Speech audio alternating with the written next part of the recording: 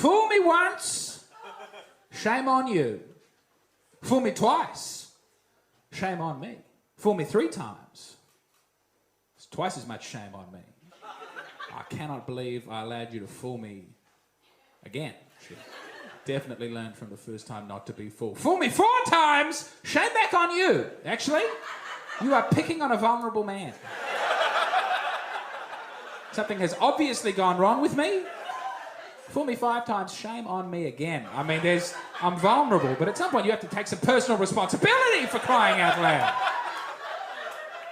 Fool me 6 times, and I have lured you into my trap.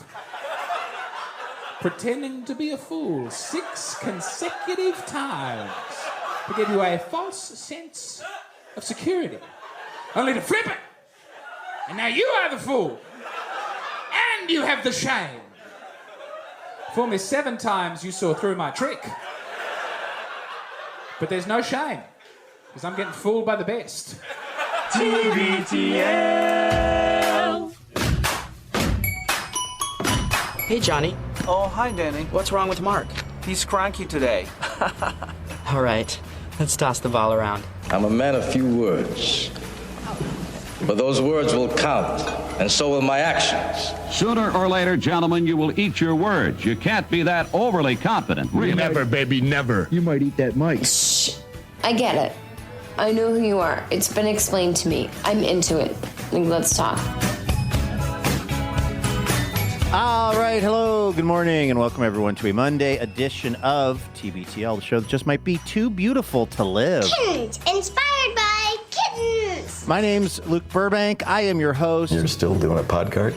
Coming to you from the Madrona Hill studio, perched high above the mighty Columbia, where it's threatening to be a nice day in the temperature department. But what I noticed is that there's a red tinge to everything. The sky is kind of red. It's one of those days where you can sort of look at the sun. It doesn't hurt your eyes, and it's got to be wildfire smoke moving in. I don't know if it's just from something more localized or if it's from what's happening over in eastern Washington near Spokane. We've got a lot of listeners over there. Hope everybody is doing all right. But here we go, everybody. Ready or not, with episode 4784 in a collector series. Let the fun begin. I gave myself a pep talk before mowing the lawn on Friday after the show, and I said, Burbs, you've got basically one responsibility out here in these streets as we're mowing the lawn. And then I failed at my one responsibility. I wish I hadn't done that. And then last night, I decided to go on the internet and do some pedantry. Before you call the police, that means being pedantic. Ironically, me explaining what pedantry is also pedantry. I was decided to correct someone on the internet, and well, I wish I hadn't done that. It's possible I was also incorrect in my correction. We'll talk about that, and then there's also a podcast that I've seen clips of. I really would like to listen to this podcast. A good podcast helps you connect the dots. And I've spent time trying to find the podcast where the full podcast is, and I can't find it. In fact, there's people on Reddit asking, where do we find the full podcast? And so far, it's unclear how we find the podcast. The clips are the show example coming up. Also, coming up is this guy, longest-running Cobra of the show, maybe best known for his depictions of the tall ships. He comes to the program this Monday morning with one question, which is, what is symbology? He's Andrew Walsh, and he's joining me right now. Good morning, my friend. Good morning, Luke. You hooked me. What did you do on the lawnmower, or not do on the lawnmower, or do when you got off the lawnmower? Okay, you know how I've got that livestock water tank that I love to sit in and float in ever so much, and how I fixed a pool filter to it that kind of cleans the water and keeps it from getting too kind of funky. The problem is the area where the stock tank is kind of over in the yard, I don't know, a couple hundred feet from the house. And there's no power out there as of yet. Eventually what I'm going to do is dig a little trench and run, some electrical through a conduit and then rebury it and have power out there. Because it's kind of a hangout area. There's like a fire pit now, and there's this stock tank. So it would be useful to have power out there, but honestly, that's not something I'm going to tackle without old Walt B in the mix. Mm-hmm. That's not a. I don't think you want to balance a plug-in radio on the edge of the stock tank while you're floating in there. Yeah, exactly. And a toaster. You never know when you'll need some toast. Sure. So I for now, what I've been doing is I have to run the filter. I have a very long extension cord that I purchased specifically for the task. And I know that's not a permanent solution. I don't like the look of it. So what I did, Andrew, because for me, it's aesthetics above all else, I intentionally bought a green extension cord so that it would blend in to the grass. So if somebody came over to my house and they looked out in the yard, they wouldn't see like a bright orange extension cord running from the house to the pool filter and therefore think Luke Burbank is less than. Because that's exactly what would happen if they did that, if they saw that, if they observed that. But I also noted at the time, let's be careful with the extension cord that's the exact same color as the grass, although less and less as the grass turns yellow, but still to a certain degree. You didn't get you didn't get like a whole spectrum of cords that sort of change. Seasonal cords? They get like lighter and lighter as the summer goes on. I've got them on order from Hayworth. A light brown one. They're currently sold out, but it's a Swedish company that I buy a lot of my stuff from. But I'm on the waiting list. I'm there for the next drop of seasonal cords that they put out. I saw it on Instagram. It looked pretty cool. So I've probably, since I've had this setup going, I probably have mowed the lawn probably 4 or 5 times. And I've managed to always not run over the extension cord. I've always kind of like, unplugged it and dangled it up and kind of just done a little scene. But the thing was, this time when I happened to be mowing on Friday was also when the filter is cycling on. It's when it's actually doing its work. And I'm also so like, I don't think of myself as somebody who has particularly obsessive compulsive tendencies, but I wonder if I don't have at least a little, as you would say, lanyap of the deal. I wouldn't use it in that case, just for my own defense. I think a lanyap is a little something extra. You think you have a little something. So it would be like if I gave you like a bunch of, if I gave you some ice cream and then I was like, I'm going to give you a little lanyap, just a little extra. But that would be me having a lot of the OCD and having a little extra OCD. Yeah, right. I have more of a soupçon. Okay. I was trying to not flex my intense knowledge of French here on so early in the week, so I tried to go with lanyap to show my. Is that also French? To show some weakness? The lanyap does also sound French to me. I assumed. You know what's funny? I've always thought that was something Eastern European because of your family background. I know it, though. I know that it seems word. like a thing your Chacha would have said, but it sounds French to me as I'm actually I think it's French because listen to this. I only know that word because my friend Shay named her dog lanyap. And Shay, where do you think Shay grew up? New Orleans. The Big Easy. That's right. So I feel like there's some sort of like a kind of a French connection there. City that never bathes. The French Connection show title? Or maybe we should make a film. Okay, go ahead. I saw The French Connection a while ago, and I honestly think it's highly overrated. The original one, right? Did they remake it too with the, Wait, that's the one with Gene Hackman as Popeye O'Doyle. Yes, O'Doyle, right? And I feel like they remade it in the early to mid 2000s. I believe I saw both. The pacing, I remember the pacing of the first one. Like that's one of those movies you hear about so much, and you can't wait to sit down and watch it. Then you're like, movies were just different then. That's all I remember about not as good. Yeah, like, maybe I don't know. At least in that case, because it might have been around the time that Gene Hackman passed away. It was some round of Gene Hackman appreciation going on. And it was like, he legendarily as Popeye O'Doyle in The French Connection. I was like, maybe we call it the Irish Connection. His name's Popeye O'Doyle. But anyway, I watched it, and I have to say, I thought he was fine in it. He was just kind of this a-hole cop. And it's the one with the minis, right? I'm worried that I'm thinking of the wrong movie. Is it the one that involves maybe with a lot Matt Damon of and the Minis? Which is, by the way, the name of a cover band that I'm launching, Matt Damon and the Minis. Yeah, there was one of those ones that had, I believe it had Matt Damon in it. The original had minis in it, and then the reboot had minis in it as well, because it was sort of like during the time. If I'm thinking of the right movie, which I might not be, and the listeners might be mad, but I feel like the original film, there was some sort of heisty scene where the minis were kind of being chased and replacing each other and moving and zigzagging around the city, and then they remade it again with the modern minis.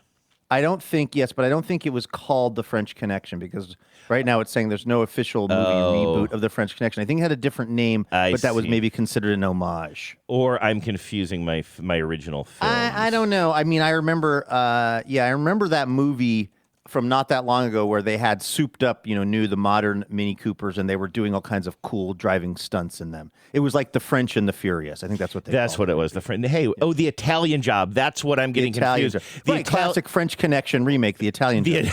That's what it was. So, no, was Gene Hackman in the original Italian Job? Is that why I'm confusing them? Or is it just the word French and the word Italian?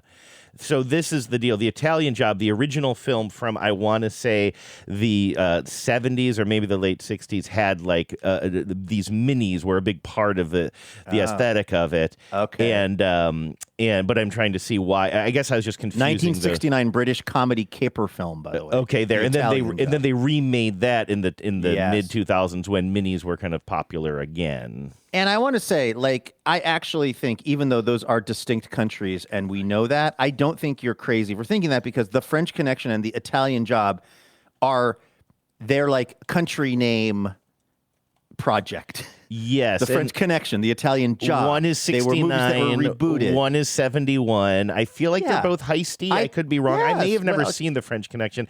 And, of course, I was confusing Michael Caine there with Gene Hackman, which there's not a lot of – there's no excuse for me there, but – you were only supposed to blow the bloody doors off. That's what the quote is from, I believe. And you don't do the broken 16. nose. You don't do the broken voice. You don't do the broken voice. nose is Roy Schneider in the French Connection. So I don't want to steal your thunder, but my guess is you were on your lawnmower and you remembered that this green cord... Well, I wasn't on it. That's the worst part. Oh, okay. Oh, you're pushing it. And then you remembered that the green cord was in the grass and you carefully moved it. The Susan of OCD I think I have is that when the pool filter is filtrating, I don't know if that's the verb. When it's filtering, that's the verb. When the pool filter is filtering, it fills me with a sense of peace. Oh, yeah. Is that OCD? That's just nice, right? Bubbling water. What I'm thinking is there are particulates in the stock tank pool. They've been landing there all day, little bits of cottonwood fluff and this, that, and the other. Maybe the occasional bug that I can't save. I have saved when I've been sitting in that thing or standing near it. I've saved, at this point, probably 10 insects that flew into it. It's weird. I don't have a lot of empathy for insects, but I also will not just let one drown in front of me for no reason. So what I think of when that unless you're trying to get information from it, but even then you're still careful. I try to pull back at exactly. You know the where right to draw moment. the line. I mean, come on, we're not So animals. I try to. Thank you for that. Was that in the Iraqi connection?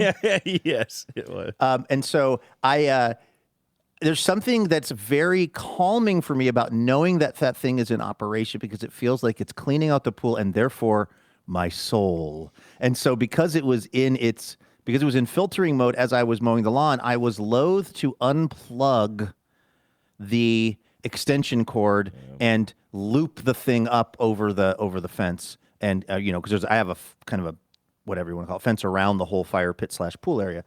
And so I just thought, just don't mow the thing. And then I'm mowing and like I see part of it and I'm like, don't hit that part. And then the next thing you know, yes, wham, I have fully and completely mowed over the extension cord and not just like nicked it, just fully destroyed it. It's completely destroyed. And I feel, it just felt to me like a slow speed crash that I like completely saw coming, could have avoided, and then just didn't take the steps to avoid it and then found myself in the crash. Like, and to me, it comes from a few reasons. One, my obsession, that's really redundant, but like my obsession over like everything looking a certain way. Like if I would have had an orange extension cord, I probably wouldn't have mowed over it because it would be blending into the grass. If I didn't need that filter to be running at all times, therefore keeping the pool pristine.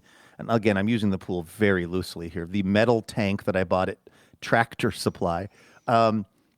It just felt like it was one of those collisions of a lot of my annoying behaviors of myself that I was just really mad at myself that I did that. And also, it was like a $50 extension cord that I just bought. It is now totally destroyed. I do understand, though. It wasn't like you were just running a extension cord out there for one day because you're going to be out there and you needed your laptop. This is a somewhat permanent fixture, and until you get it permanently, like the line buried or however you're going to get power out there, I understand not wanting a big orange cable, safety orange snaking your way. And, it'll catch your eye from your deck or wherever you are. Actually, for whatever it's worth, I don't think that's completely obsessive behavior. I understand that idea, though, of there's something about our brains, and I don't know for sure, but I assume it's getting worse as I'm getting older. Most things are.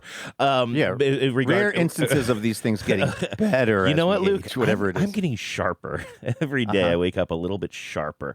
But, like, I understand that idea of just, like, saying literally 30 seconds before something, like, don't do this thing, or don't forget to do this thing, or whatever it is. And you're like, of course I won't. I am going to be the same person in 30 seconds. I mean, how could I possibly do that?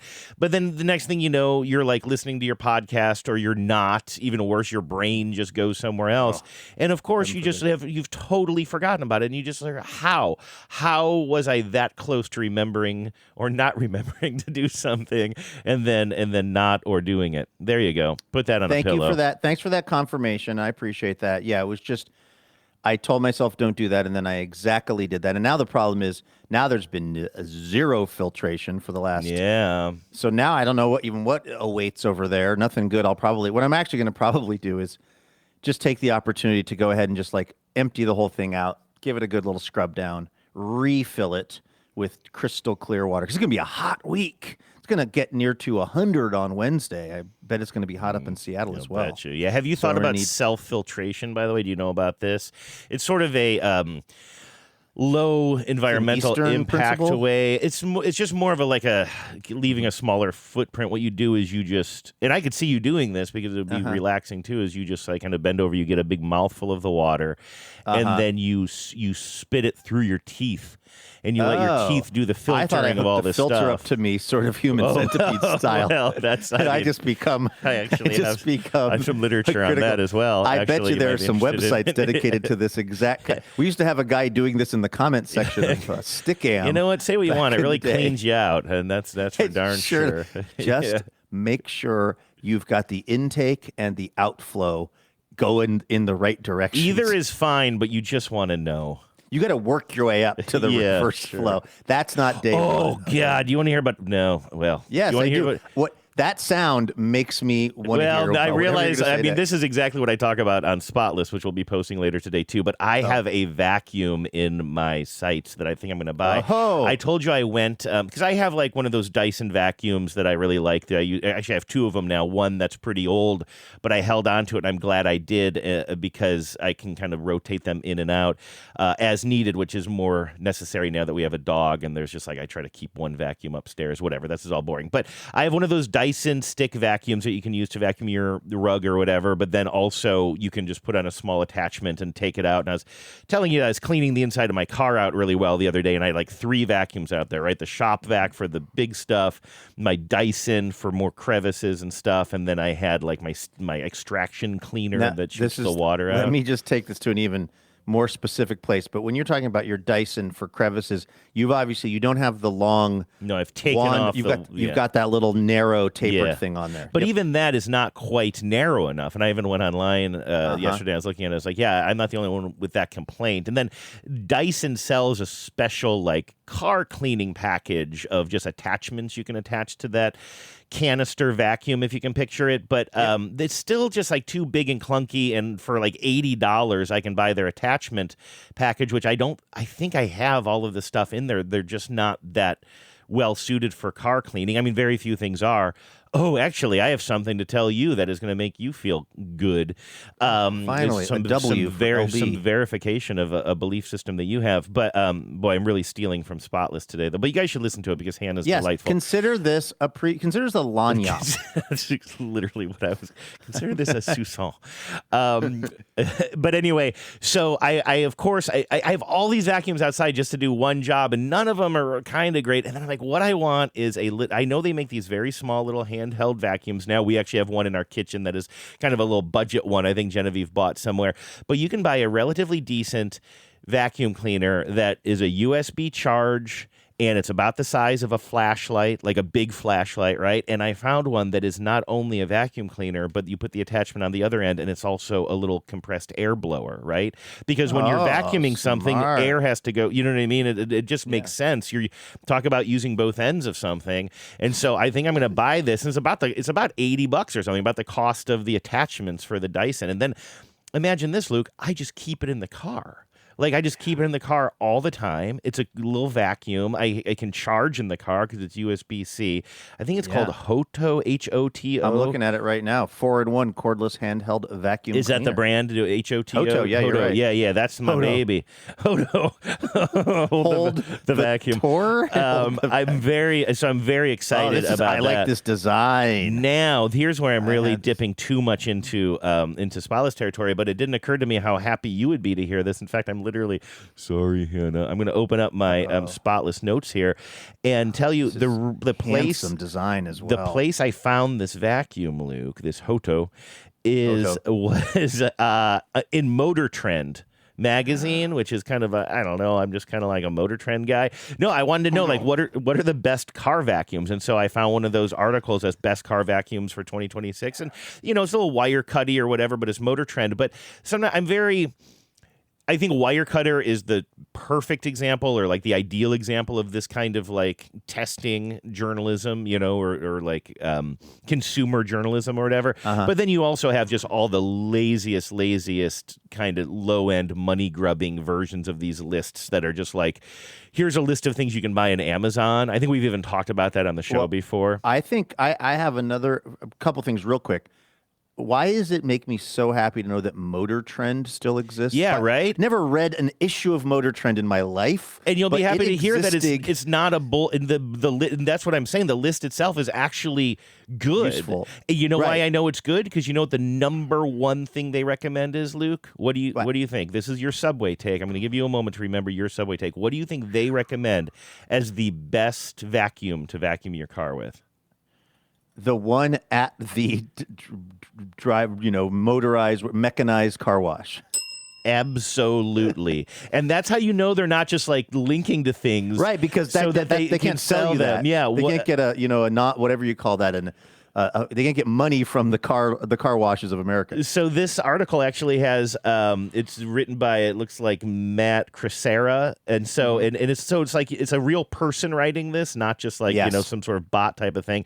And it talks about what we're looking for. Like it seems relatively thorough, And then the very first thing is, before we get into the actual vacuums you can buy, it says the reviews: the gold standard, the vacuum at the car wash, current price 5 minutes for $1. Pros: incredibly cost effective. Cons: the plastic hose does risk paint damage on door sills, and zero portability.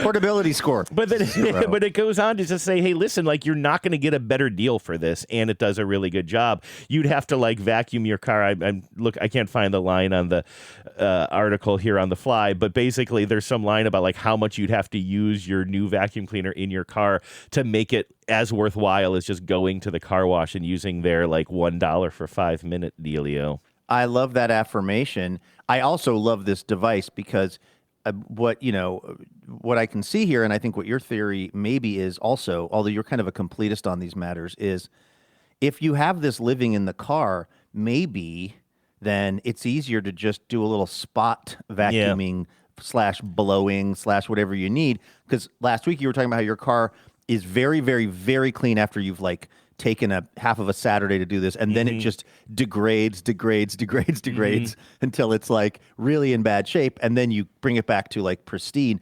Maybe there's a middle way, which is to just kind of like stay a little bit on top of it with this, which is very appealing. The thing about these reviews, and I'm actually really, like I said, I'm happy just to hear that Motor Trend exists and is still able to pay someone to write useful reviews like this, because the other thing that I've noted, and I don't have a good way to explain this or really particularly good language about this, but as somebody who, I kind of read a lot of consumer reviews because I will get it in my head that I need to solve a problem in my life, and I need to acquire a product to solve that problem. So I'll start I'll search it up. I'll start searching it up. And what is really weird is there is some sort of AI slop that just has figured out how to sort of, I can't imagine that all of these different publications are actually publishing their reviews of a thing. But what'll happen is if you do kind of a general search for like, what's the best of this, you will get Good Housekeeping, the Wall Street Journal, Chicago Sun-Times. You will get what all of the search results are like an endless number of links to reputable media outlets. But when you click on it, it's not like what you found in Motor Trend. It's not a human person wrote, like looked through and tried the things and is writing. It's like slop in this way. Yep. And I don't know how they're getting to use. I mean, what they've figured out is that if I'm looking for like best mops and it's Good Housekeeping, now I'm like, well, good. Like I'm thinking I'm going to get the experience you got with Motor Trend. Yep.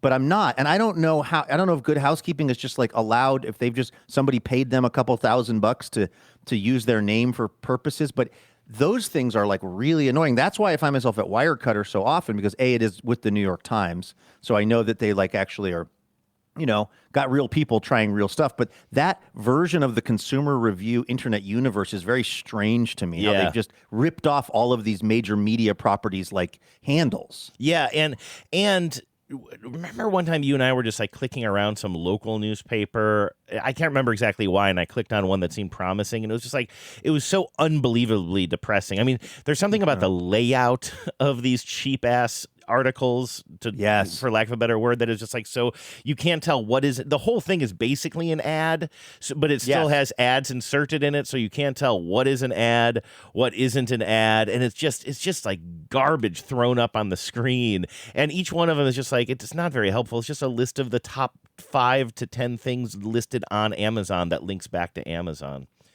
I'm happy that you're getting this Hoto. Yeah. And will you tell me, I'm going to use you as my AndrewWalsh.com reviews, because like I could see myself picking up one of these, but I want to hear how yours is working, and what the suction rate is, and what the I don't know, blowing rate is, the PSI on that. Yeah, I'm interested in seeing the power of it as well. It does say that the big drawback on this one is it just fills up really, really quickly. So, and then once it fills up, it stops working. By the way, there was a phrase that I learned, and this did not come up in Spotless. So if I could find it, it was a very interesting phrase. I was like, what does this mean? It's a way of measuring a vacuum cleaner's power. And what it basically means is vacuums, especially battery-powered vacuums, used to, as the battery weakens, the suction weakens over time, right? But then vacuums stop doing that, and now they're all or nothing, basically. And there's a word for that. There's some, and that's what your Dyson does. I know you don't have a Dyson, but you had one briefly, and you were using on the high power mode, which is only supposed to last like a couple of minutes. And I think you didn't know that, and so you were using it, and then it was just cutting off. And that's because like when the battery dies on a Dyson, it's like it's working, and then it's not working. You learn it, and then you forget it. I'm just asking, when do they learn it? You know what I mean? It's kind of like when you had a Walkman, the tape would slow. This is for the kids. This is for the kids. Right. When you had a Walkman, the tape would slow down. Are you doing Groove is in the Heart? Perfect example. That's very era specific. I love that. Right. So I'm sure that there's he likes to shoot his gun, and he don't know what it means. An entire show where we just sing slowed down versions of things that we listen to on a Walkman. Yeah. Whereas CDs would come along, and then when the batteries died on a Discman or whatever, it's not going to slow down the disc. It's just going to stop. And then, of course, obviously with phones are the same way. What if your apps just acted slower as the battery kind of diminished? I do think that the engineers at Dyson, that must be a decision, because it somehow leads to more optimal battery life, generally speaking. You know what I mean? Like there's something about that binary, that on or off thing. If I could just make one more plug, since we're in vacuum talk, and when we spent a lot of time in this space, I don't know, a year ago, and people were surprisingly receptive. At least the people who liked it were pretty vociferous about liking vacuum talk. I cannot say enough good things about the Ryobi cordless vacuum that I bought. It's the One Plus. If you want to buy it with we're not getting paid by Ryobi, but if you want the battery and the charger, it's $209. If, like me, you have other Ryobi things, Ryobi drills and, various Ryobi products. Just the tool by itself is $169. So that's just the vacuum, and it looks, it's obviously they kind of ripped off the aesthetic of the Dyson thing, but it is, in my experience, so much better. And I've now been using this thing for a year. It has too much suction. It is incredibly powerful. It has a headlight on it. Does the Dyson have a headlight on it too? No, because it's a stick. At least not any of them that I've used. This stick has a headlight on it. And it's so useful because it's illuminating all this dust that I wouldn't be seeing necessarily until it's under the harsh light of the headlamp that's on it. It is too powerful. If you put it on high and you're vacuuming like a throw rug or something that is just like maybe down in your kitchen or whatever, your bathroom, it'll start like picking the thing up.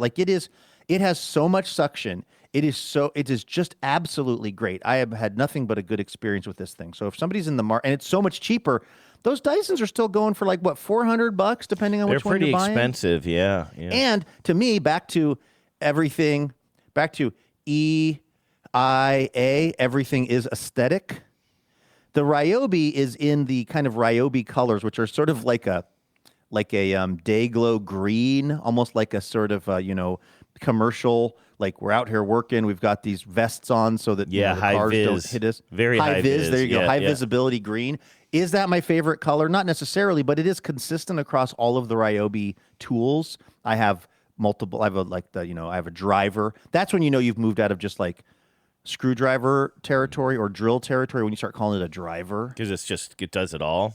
It just drives things. What I've noticed is if you get to a certain level of like power in one of those things, they don't say it's a cordless drill. It's just like drivers. Oh, sure, yeah. Which somehow is just like you got to update those. That's how macho we are. Is we're dealing with drivers here. But anyway, what I like is it's consistent, and what it's not is the Dyson animals are all in a color of purple or weird like kind of the color of the stem on all of the animals, at least the ones at Costco, which is where I was buying them, are always like a color that's supposed to be, it seems, I want to be careful how I say this. Let's just say I used to have a talent agent that represented me who was a quirky person, and I actually really appreciate her and love her and everything, but she was that color, like almost every piece of clothing she owned was purple. And the purpleness of her throws and scarves and hats and things, it was like it was a huge part of her personality. I think it was something that got her out of bed some mornings was I get to wear this purple hat today. And I swear to God, all of the Dyson animals seem like they come from the Topo Swope collection of clothing color choices. I would just have liked if I'm paying $500 or $400 for one of those Dyson animals, I would like it to not have a weird purple stem on it. Mine, so I've never seen a purple stem. Maybe that's because Costco is getting the discount. Well, I think what it is, they have, so purple is sort of their color, and then the older versions had a copper stem, which I agree with you, I don't really like that much, but it was like a copper and purple combo, and I was not into that look. The one I have now is just a silver stem, so the only thing there's purple highlights, like the top of it, like the part where the filter is like purple, and then down below the actual vacuuming mechanism, the attachment, the brushes and stuff, there's some flashes of purple in there, but luckily they did get rid of that copper stem, which I really didn't like. That copper stem, I think my old one might have that. I'm looking at what you're describing, and I could totally get with that. By the way, they've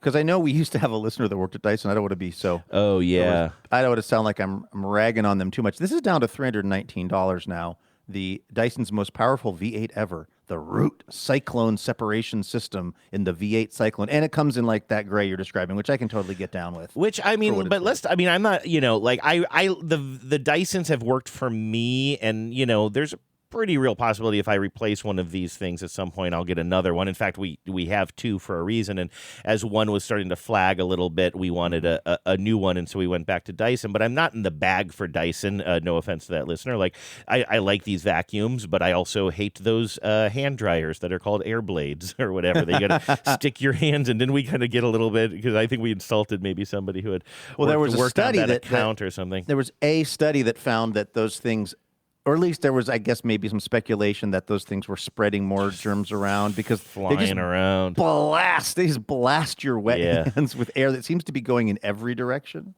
And as a large-handed individual, like trying to, and you don't want to touch the sides of it. It just seems so gross to me. I guess presumably everybody who's used that thing has just washed their hands, so it's not really dirty. That's but a good point. It's clean water. Still, allegedly. though, like I don't want to put. So you're playing this game of operation where you're trying not to touch the sides. I just really dislike that. So all of that is to say, I'm not here to go hard in the paint, as they say, Luke. That's a basketball thing. You wouldn't get it.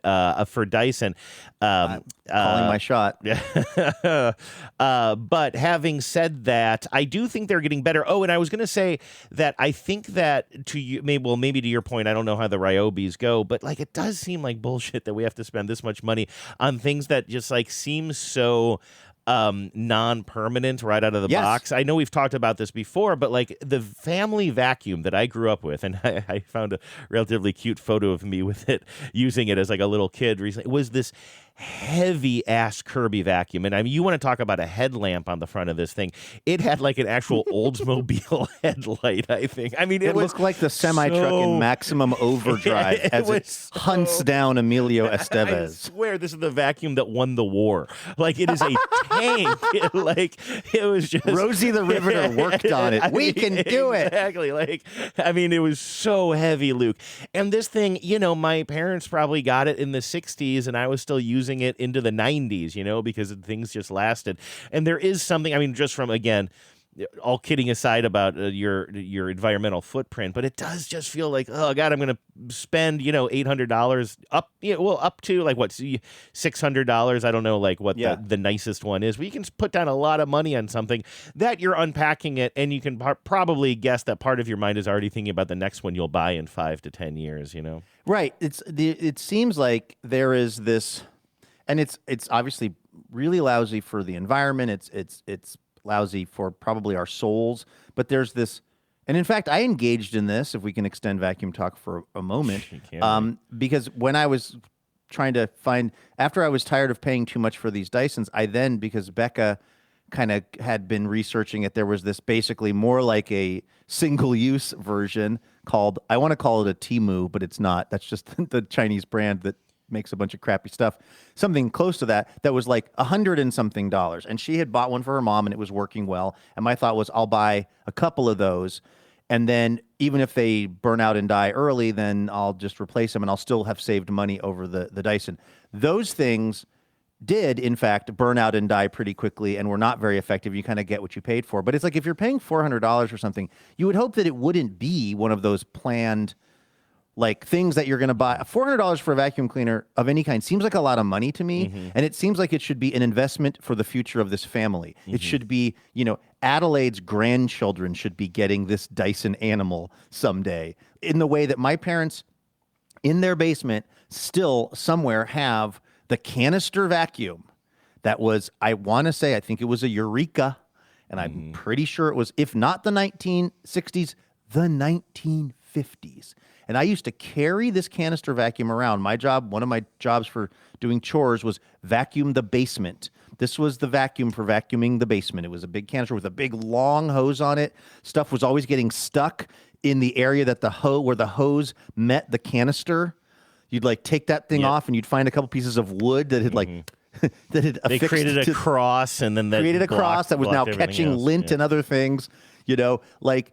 And I hated that vacuum so much at the time because it was unwieldy. It was not, in the most literal way, it was also not on wheels. So you'd like put it down somewhere, you'd be vacuuming, and then you'd run out of like hose length, and you have to walk over and pick it up and move it. The core, it was like, but now I just think of it as like indestructible. Because if you think about it, vacuum technology for something like that is extremely simple. It is creating suction. What you need is a big metal container. Then you need a fan that is blowing in one direction so that we have created a quote-unquote vacuum. And then you need a hose, and then you need...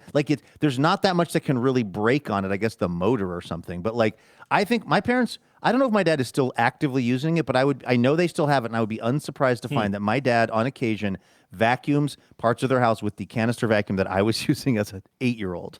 So you mentioned something about the value of the American dollar. I don't know. I don't know what it was. What I talk about is simpler times in this country when, you know, I knew which bathroom I was allowed to go into.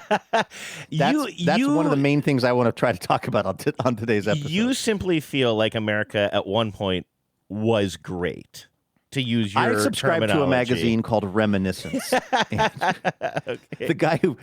The guy who does occasional projects on my car down in town if I need a quick help with something, it gets Reminiscence magazine. I am trying to see if I can do something on the fly here, so I appreciate you buying me a little bit of time because I have a question for you.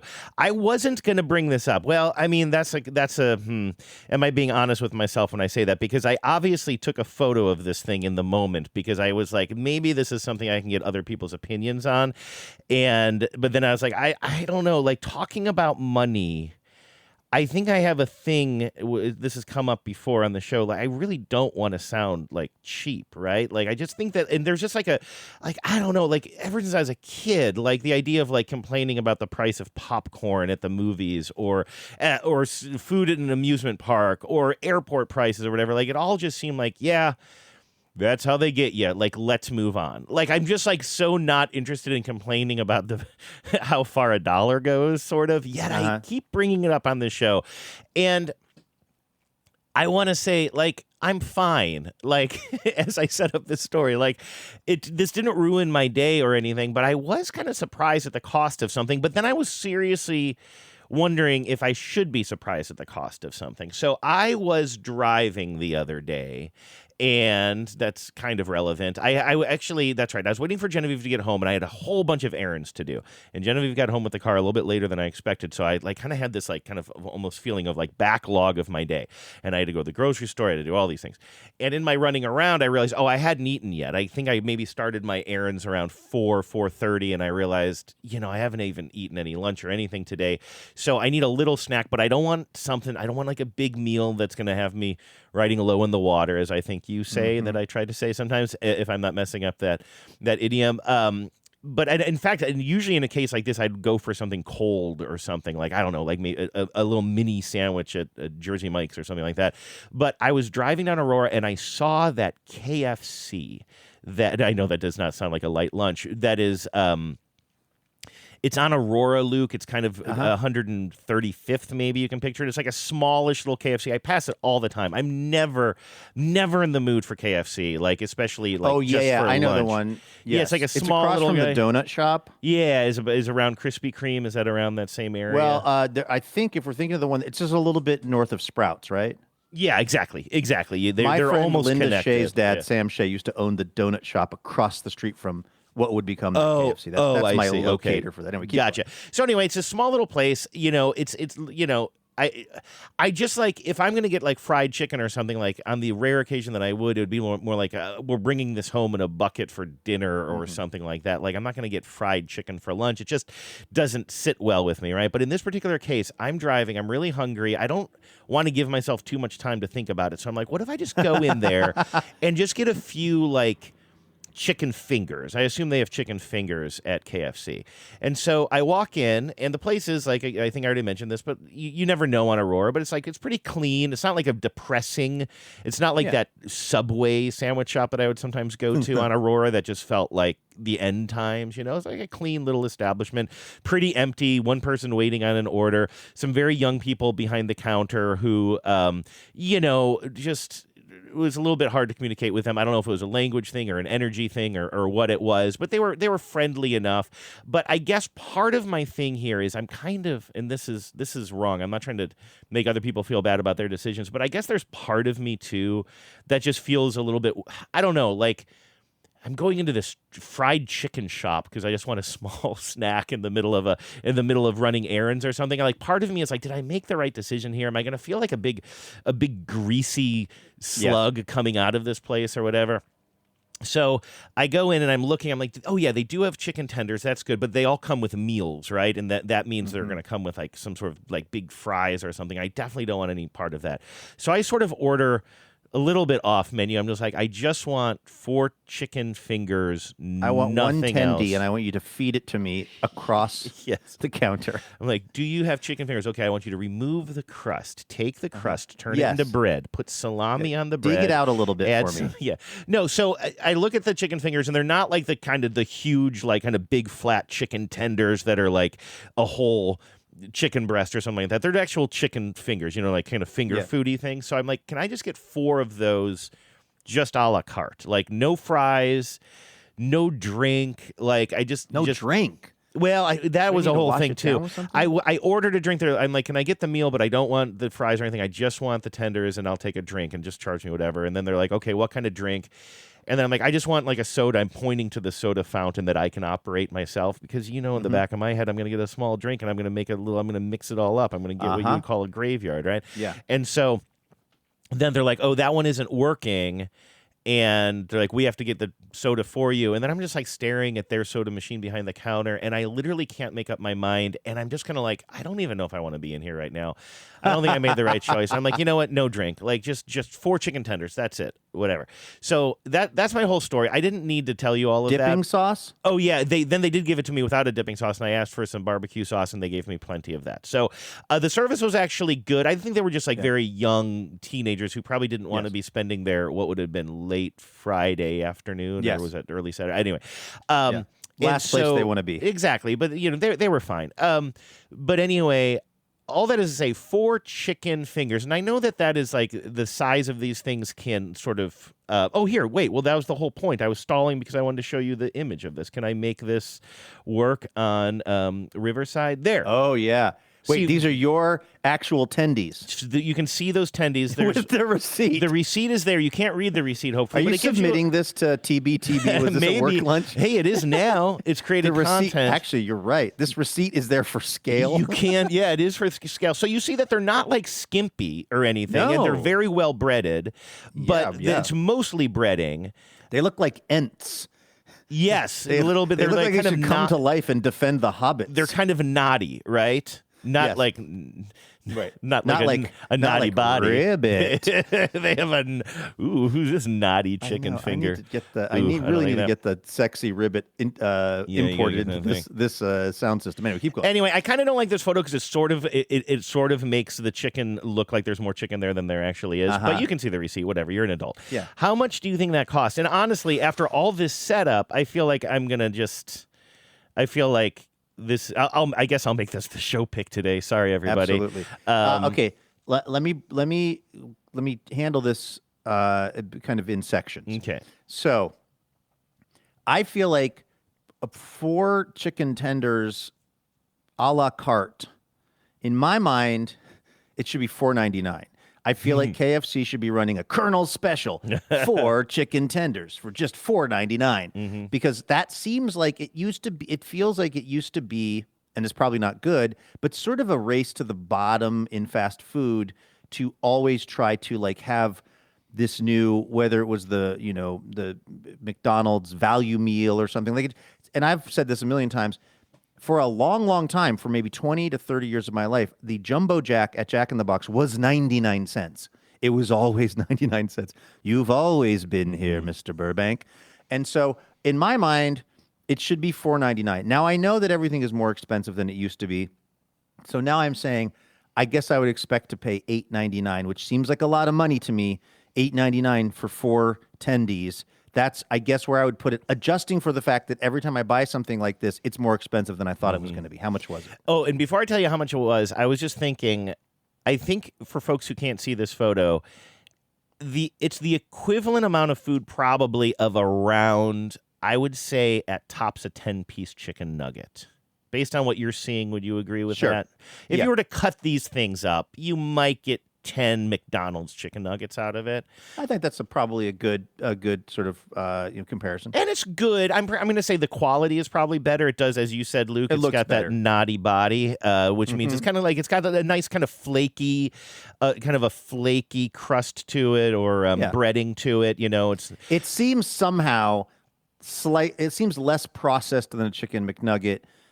Yes, even though it might be, but it's more. It feels more heaven, dare I say it, artisanal than like a chicken McNugget. Yeah, now you know what, I will say that, because so my complaint about this, and it's not even really a complaint, it was just more of a surprise, was not about the quality of food. Actually, when you do bite into it, like it was like, it was chicken that was cut up and then breaded and cooked. You know what I mean? It wasn't like it didn't get all mashed up into some sort of chicken goo and then reassembled into a shape, Right. So anyway, it's taken from the chicken fingers.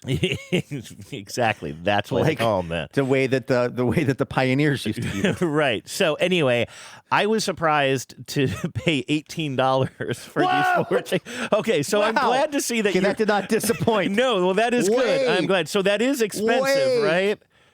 I'm sorry. Well, $17.65 or $17.69. Okay, we're rounding up. We're calling that $18. Yeah. Okay. Right.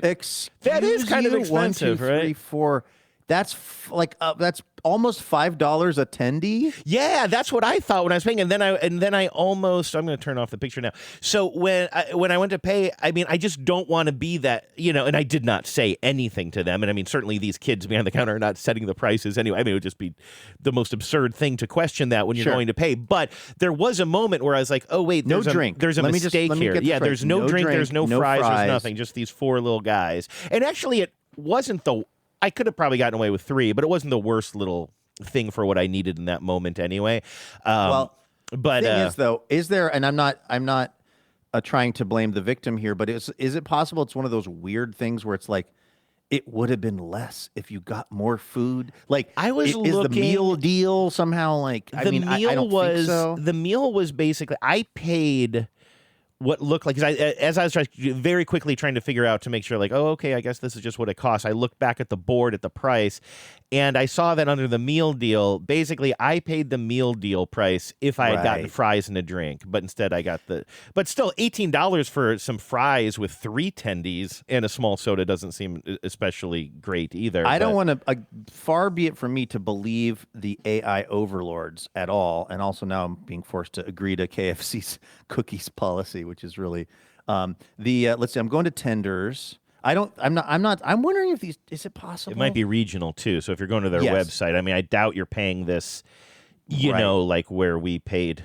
this. This is almost the equivalent of what we paid for like 17 rounds of drinks in Ohio. Because the AI overview, again, not to be trusted, said the KFC 4-piece original recipe tender combo generally costs around $10.49, though prices vary by location. So maybe you're just paying Aurora prices. I do. I mean, listen, that's part of it. Like I vote for every, tax proposal that's on the books. And there is there's because of minimum wage laws in this city. I mean, literally, if I had gone 10 blocks further north, I'd be out of Seattle, and shoreline prices probably would have been cheaper. You know what I mean? So that's why I hesitate for several reasons to kind of be that guy kind of complaining about prices, because like we have worker protection laws in Seattle so that the minimum wage is hopefully a bit more or closer to a livable wage, et cetera, et cetera. And so therefore it's got to come from somewhere. And so KFC is just like, all right, well, if that's the cost of doing business in Seattle, then that's the cost of doing business in Seattle. But it does seem this is excessive. You're exactly right. I'm on the KFC website specifically for the 13450 Aurora Avenue North location. I'm doing a takeout order on this, and your theory, your suspicion was exactly right. 4-piece tendy meal,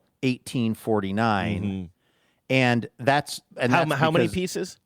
4-piece? 4-piece, okay, yeah. I got 4 without the meal, yeah. So right, but that's what I'm saying. They charged you for the meal. Well, sort of. I paid $17.69 or something like that. I was They saved you $1 because right now it's giving me my drink option, my sides option, all of my sauces. You get up to 2. Although right now the secret is out and demand is high. We are temporarily sold out of this item. They're sold out of chicken tenders. They were good. I love it. This ends up being a roundabout earned media opportunity for the Colonel. Exactly. After all this, get some right now. I guess, yeah. Maybe they did knock it down. They did knock your price down by like a nominal amount. I think I watched them punch it in because there was just like kind of a lot of confusion. I don't think people order this a lot or whatever. Not a lot of confusion, but like the one kid might have been training or something, and so another young person came and helped the person who was helping me or whatever. And so I did sort of watch as they were dialing it up, and it sort of seemed like they charged whatever it would be for 3 without the meal, and then they added 1 a la carte or something. So they must break it down by like how much each one is. But you're right, it does. So if you break it down, it is almost, it's, not quite, but it's like kind of $5 per attendee, which, and you're just sitting in this, like, again, it was clean. The business is not doing anything that they don't advertise. It's just a small fast food restaurant on the corner of Aurora and 135th. Like, I'm not trying to, but there's also, I don't know, I just sort of, it's not the most like life-affirming place to be nibbling on something while you watch the end of a Mariners game on your phone. It's like when I tried to walk over to Dave Thomas Arena to get me and John a couple of Frosties. Oh, right. Back when we were staying in Cleveland. And I walked over there, and the guy who helped me was actually really nice about it, but he took the order for 2 Frosties, one for me, one for John. And then I paid, and then he disappeared into the back of the Wendy's, and I went and sat down for a minute while somebody was making the Frosties. And I just looked around, and I just thought, like, this just feels like late-stage capitalism for some reason. Mm-hmm. Like, I can't quite explain it. It doesn't feel like, and again, the place was not overly dirty. I do think that maybe the garbage can needed some changing. A couple people were in there eating. It's just something about being in a certain kind of fast food restaurant at a certain hour. Like there's being in a McDonald's that's really busy where people are pulling in off the highway and getting some lunch and hanging out, and a couple of old dudes drinking black coffee, solving all the world's problems. Yeah. They're there at 6 a.m. when it opens to get their black coffees. There's something about, not every fast food restaurant has to feel kind of a little wistful, but then there are the ones where you're just in there and you just kind of like, and the reason I call it late stage capitalism, because it's just sort of like you're paying $18 for your tendies. The kids that work there aren't getting paid shit, even though it's too expensive. And like all the food is brought in on a truck, and God knows what happened to those chickens who've been looking into my soul from the back of where the chickens are on their way to the slaughterhouse and they're staring at me from their cage. It's just like the whole cycle of all of it just feels kind of not good for anyone involved, including the chicken. Mm-hmm. I've been in both sides of the McDonald's or both ends of the McDonald's spectrum too, because I told you a long time ago, like probably 10 years ago, about this really impactful but also depressing book that I read, and it was by Atticus Lish, and the name of the book is Preparation for the Next Life. And Atticus Lish, by the way, I believe is the son. They got to be Gordon Lish's kid, right? Exactly what I was going to say, and I'm confirming it now. Gordon Lish's kid, who was the famous editor of Raymond Carver, right? Yes. Mm-hmm. And so anyway, Atticus Lish wrote this book, Until the End of the World, Preparation for the Next Life. I always call it the wrong thing. And it's about I believe an army vet who just gets discharged, and I think it had been serving in Iraq or somewhere, in that part of the world, like in the early 2000s when the war was going on, and comes home and is basically dealing with PTSD. It's just it's an incredible book. It's an incredible book, but it is so absolutely bleak. It just shows the bleakest side of that life. He's going around in McDonald's, and he's spending a lot of time in McDonald's, is nursing a coffee or whatever until figuring out the next lily pad he's going to leap to, and then his life intersects with a woman who's from China and is working her way through all the Chinese restaurants, like the kind of jobs that she can get, and it just shows like kind of two people who are very much just trying to survive, you know what I mean, and then how their lives sort of intersect. It's really incredible, but it's just left this sadness on my brain that I don't know that it'll ever go away. And sometimes I'm in a McDonald's and I look around and I'm like, oh, this is like an Atticus Lish McDonald's. And I'll tell you what, and this is not to curry sympathy or anything, but I ended up in one of those at it was like I think 4:30 or 5:30 a.m. like moments after my mom died in Arizona on a Strode like across from the hospital. But it was like nobody was there because it was like before the rush of breakfast, I think. And also I just think like this McDonald's is just filled with people like me every day. You know what I mean? Just like say just in these weird in between phases. And I was like, man, I should have a rucksack right now. I feel like that's how Atticus kind of the should. ultimate, like sort of liminal space. But then there are other McDonald's that are like you say, like they kind of they actually like, oh yeah, no, this is. I mean, it might not be my community, but there's some community going on here. Yeah, there. I do feel like there are some happy McDonald's. There's also, of course, Rock and Roll McDonald's in Chicago. That's famous. You know the Wesley Willis song, Rock and Roll McDonald's. Oh yeah, you didn't do a story about that. You did a story about a rude taco place in Chicago. No, didn't you do? The Wiener Circle. Oh, Wiener Circle. Yeah, I went in there and they yelled at me and was part of this TV story. But yeah, Rock and Roll McDonald's is this one in Chicago that's enormous, and everybody calls it Rock and Roll McDonald's. It's always open, and there's like. Wesley Willis was this, I guess I'm not sure if he's alive or not. He's kind of like a Daniel Johnston. He's sort of like a kind of outsider singer guy who I think is definitely neurodivergent. Definitely. And, but that's a happy He did McDonald's. pass away. Yeah, no, he did pass away in 2003, in fact. Oh, wow. So that was, wow, that's surprising because you know what? I would have told you that we had talked about it on the show, but that was years before the show even existed, let alone me being on the show with you. So, Talked about the passing of Wesley Willis. Yeah, for some reason, I thought that was something that we had covered on the show, but apparently not.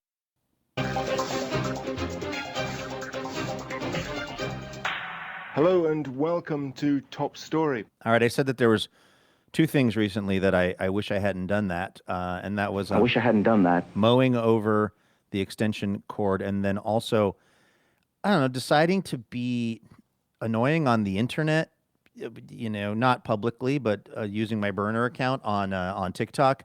The Mariners, the last two games against the Minnesota Twins, they won on what's called a walk-off. It was it was the bottom of the ninth inning in both cases, and they scored the run that they needed to win the game, and so the Mariners TikTok account said, I'm going to go to it. Yesterday, the Sunday game, it was Colt Emerson who managed to get a base hit to score the run in the bottom of the ninth inning. And the Seattle Mariners official page said, Colt called game. And then they include the clip of him hitting the single, which wins the game. Now, this happened a while ago with another, I think, walk-off for the Mariners where they said so-and-so called game. I was going to say, I thought I was having really bad deja vu right now because I remember, I was like, I swear to God, you explained this to me because I don't think I understand even the expression called game.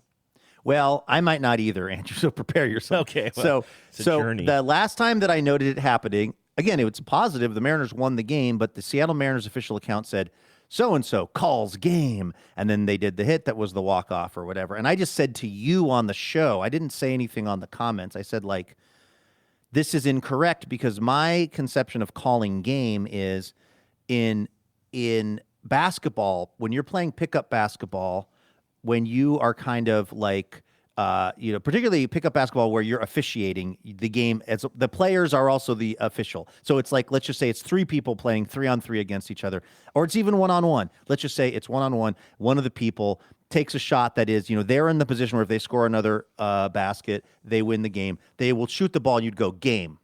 You would say game as the ball's in the air, sure. And if it goes in, it's like you called game. You basically said game. I'm calling it. I'm saying that this is going to go in, but you basically have to do it before the ball actually gets to the rim, and that's kind of like the flex. That's calling game in basketball, in my experience. The baseball equivalent would be calling your shot, right? Yes. Or in pool, calling yes. your shot, or Babe Ruth calling his shot. Yeah. Yes, and that is, as we know, you point to the stands. Yeah. You call your shot, which is not a thing Colt Emerson did. He did not call game, in my opinion. He did not also call his shot. If he would have pointed down the right field line just past the first baseman and then hit it, that would have been he called his shot. Or if he would have said the game's over right before the pitch comes in and he hits it and the game's over, to me he called game. Mm-hmm. That's my conception of it. He borrows the ump's microphone for a second. He's like, "Can I use your ump?" He just gets really up into the chest pad of the umpire. That would be, by the way, in what I assume will be the increasing Savannah bananification of the MLB, that will be a thing players will do someday. Because they'll go, what is successful baseball? Oh, people on stilts and people doing bullshit. But in this case, I decided yesterday, and I don't know why this is important to point out, but I was not on any kind of alcohol or gummies. I did this of sound mind, as sound as my mind is. I decided to jump on, and I can't even probably find the comment. I'm assuming there have been, at the time, there were not that many comments, but I basically said, this isn't what called game means. I'm paraphrasing because I can't find my exact comment. I said, this isn't what called game means. I said, and by the way, I'm a big Mariners fan, but you keep doing this. And what I was trying to say on TikTok. It's on TikTok, and it's from user string of numbers and letters, because I don't have but it's on the official, because I don't live on TikTok Seattle a lot. Mariners TikTok so it's the official Seattle Mariners. It's the blue check mark Seattle Mariners. Okay, gotcha. I'm showing you on the phone, what is comment culture like on TikTok? Because I will say I don't spend a lot of time on TikTok, as you know, but I spend a lot more time now than I used to, probably because I'm not on Instagram, and I've just sort of gotten in a habit, and it's feeding me stuff all the time. So there are probably many times per day that I will check in on TikTok, but it's so rare that I read the comments, as opposed to Blue Sky or more of a Twitter model. I was always living in the comments. Are people reacting and stuff in the comments a lot on TikTok? This particular post has 57 comments, and I actually found my comments. This is 57 is searchable. I was like maybe the 6th comment. Everyone's excited. Great game. Let's go Mariners. Win it all. Hi, I was there. People saying they were there. People with crying emojis. Everybody's really excited. Somebody saying ridiculous. This went to extra innings. Also, that's not true. Mark Lewis didn't go to extra innings. Went to the bottom of the 9th. I mean, I got corrections for days, baby. But then you get to my comment, which is, let me see. I scrolled away from it accidentally. Let's see here. What I said was, stop it, TikTok. I said, oh man, I went all the way to the top of the page. I was actually pretty correct with my summary of what I said. I basically said that's not what called game means. Big Mariners fan, by the way. That's not what calling game means. By the way, big M's fan, but you keep doing this. And then there's one reply, and it's from somebody called Susan Boyle 73, which if it is the underestimated singer Susan Boyle, I will be so psyched. She said, "What do you mean? What is calling game?" Again, that's a response to my comment. It's not. They're not being mean to me. They kind of want to understand it. They're curious. No response. By the way, the silence from the Seattle Mariners is deafening at this point. No response from the official Seattle Mariners. Does it look like they respond to anybody's comments? That's kind of what I was getting at. No, I'm that's guessing not their policy is okay. That's not the way for them. And so, of course, I've already explained what my thought of calling game is. So then I thought, well, after I've already posted this and made this a whole thing and dragged Susan Boyle into the matter, I decided to Google or search up what does call game mean. And I got an answer that's kind of unsatisfactory and almost makes me feel sort of bad, because to call a game, this is according to the AI overview, is to end or cancel a sports match early, usually due to bad weather. So what they're saying is an umpire can call the game. An umpire can say the game is over because it's raining too much, right? They can call the game. Ends game. It is. I have heard, hey, they're going to call the game. That is when it's raining in baseball, you'd be like, oh, I hope they don't call this game. I hope they don't. I hope the game isn't called. That is, as I think about it, a way that they describe ending a game. But that means ending a game early. It's not a thing players do. It would be maybe it's like Emerson calls the game, like he ends the game. But again, calling the game is always associated with, in my experience, ending it before. Maybe, like, let's just say that there was a riot. People came out of the stands and started fighting with the players. The umpire might call the game. They might call the game because one of the banks of lights burned out and they can't play the game at night with proper lighting. To me, calling the game always indicates calling it early. But when I saw this initially, to call a game does mean in a way to end the game. So I kind of felt like the Mariners were not as wrong as I thought they were. Yeah, I just wonder, like, is this a Mariners ism, or is this something that do other teams use this as well, or is it just like one person in? I think it's the Mariners social media. I think it's the person who runs the Mariner TikTok account is probably 23 years old and doesn't know what calling game actually means.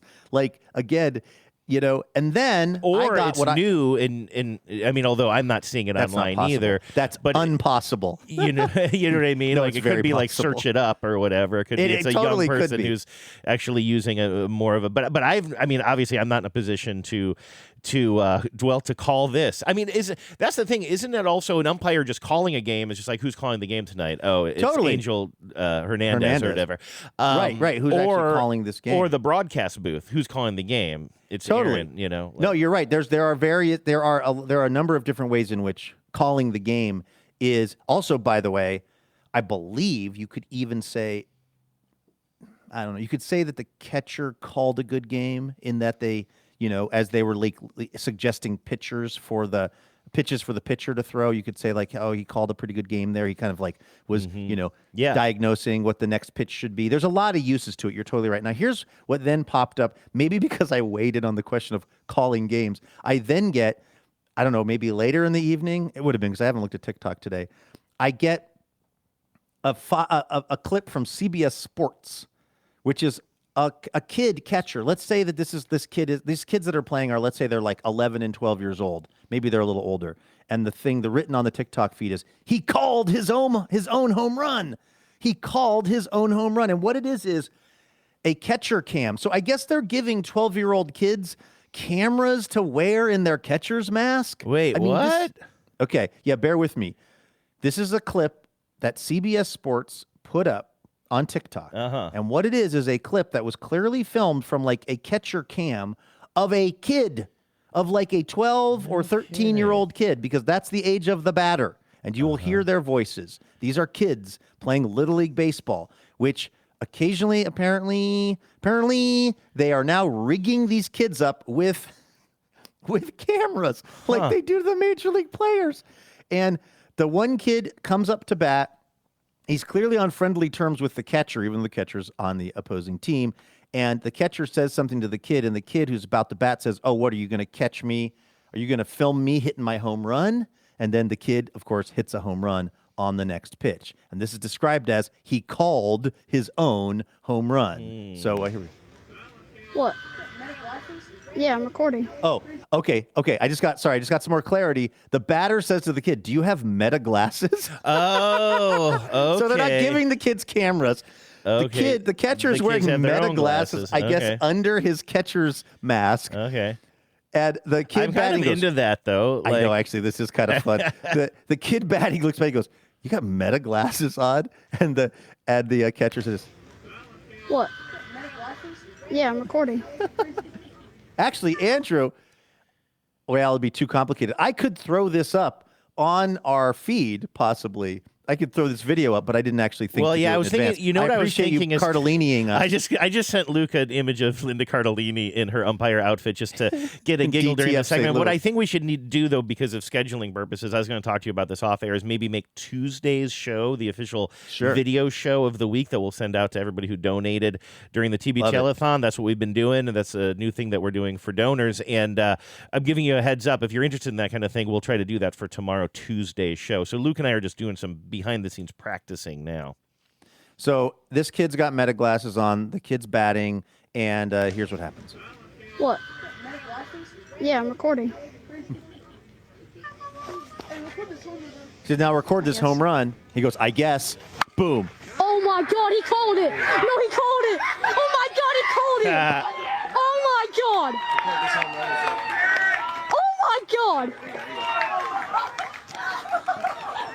He called it. Yo. Yo. I called you. I called it. Listen to that excitement. That's contagious, adorable. Bro. As they it's say. really freaking contagious, bro. Yeah. I love it. I mean, I have to say, like, I would, as the catcher of the other team, have been less sanguine about the home run. I know. I actually love how supportive. That's why when I was listening to the tape, I was like, "Oh, am I confused? Are they on the same team?" But no, he's just like they're on. He's God. Is that not the spirit? Is that not the proper spirit of Little League? Isn't that how Cal Raleigh should have treated Randy Arozarena in the World Baseball Classic? It all comes back to that. I mean, I will. You know what I will say? I will definitely take it over a coach getting kicked out of the game because he's screaming at a player, or a kid quitting, or a kid fighting with another kid. It's a little collegial for me, but it's infectious. You're right. It's contagious, bro. Yeah. Like, it's really free. I mean, I guess here's the thing. The kid's got meta glasses on. He's already established that he's not taking any of this overly serious. Oh, that's funny. I thought he was wearing meta glasses because he is taking it seriously because he wants to go watch the tape.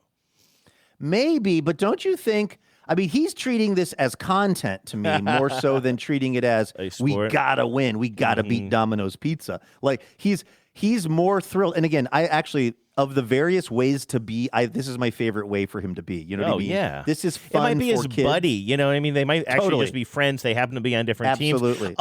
At this level, it's not like he's probably calling the pitches, or you know what I mean, telling the pitcher what to throw. Yes. So it's not like he's not mad at himself enough. He didn't have any control over the situation. He just saw his buddy actually call a home run, and he's excited. I love it. It gives me life, honestly. This is the best way to be. Yeah, I love how excited he is, and I love.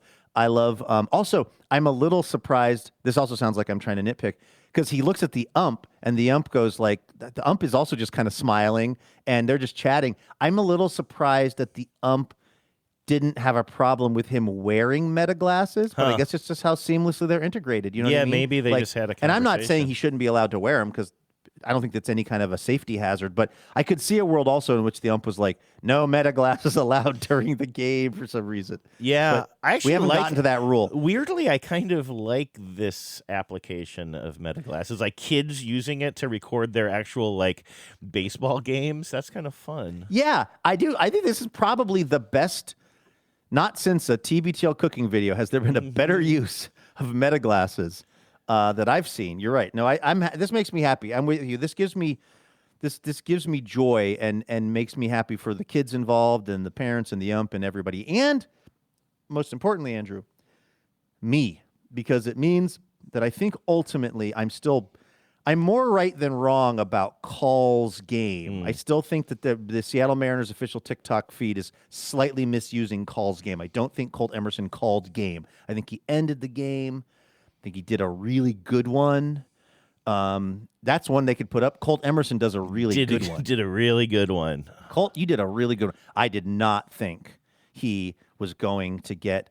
I did not think he was going to make contact in that AB. You were probably doing your pop-up, right? So this all kind of maybe late news for you? Yeah, it was like I was there with another big baseball fan, so she's always... actually, a few big baseball fans. Our pal Mary was there, who listens to the show. And Russ, the rants and the raves. Exactly, and her husband Russ was in the car listening to the game. She's like, oh, and when the Mariners gave up the lead... She's like, we never gave Russ up the lead. isn't going to like that. What's that? Well, the Mariners were leading, and then eventually they were tied. Well, they were tied. Do you consider that giving up the lead? I think. Well, they had a lead, and then they didn't have the lead anymore. I guess you're right. I always we found another nit to pick. No, I mean I don't know. Maybe you're right. I mean, you know more. You talk more baseball than I do, but maybe I know. But listen, think about it. Break down the language. You're not wrong. They had the lead, and they gave it up. They no longer had the lead. I always think of giving up the lead as you allow the other team to take the lead. Take the lead. Yeah. But you're right. They had the lead. They no longer had it. That is giving up the lead. That was crushing, by the way. I'm sorry that you had to, when you checked your phone, see so much vitriol for me calling them jackholes and claiming I would never watch another game this season if they lost it, because they went up 6-0. I was apologizing to our friend the Stewbot that this had to happen at his expense. I turned off the game. This is what a fair weather fan I am these days. I started re-listening to my David Sedaris book I've been listening to, because I was like, we've got it in the bag.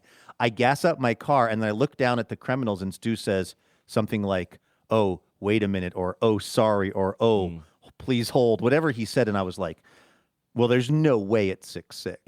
And then I reactivate the game on my phone.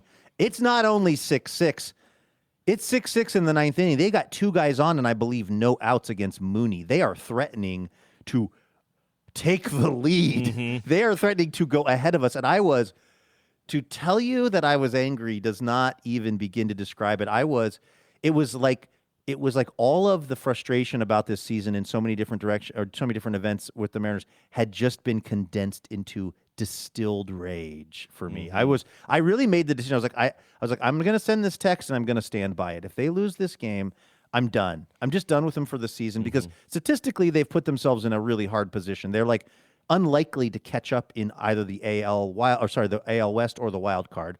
And also, I can't live this way. But I really did have to ask myself, am I willing to stick to my guns on this? If I'm going to say to the Criminals, I'm not watching any more games, then I better actually be ready to do it. And I decided in that moment of anger, I am ready to do that. And then I sent that unhinged text. But yes, they did come back.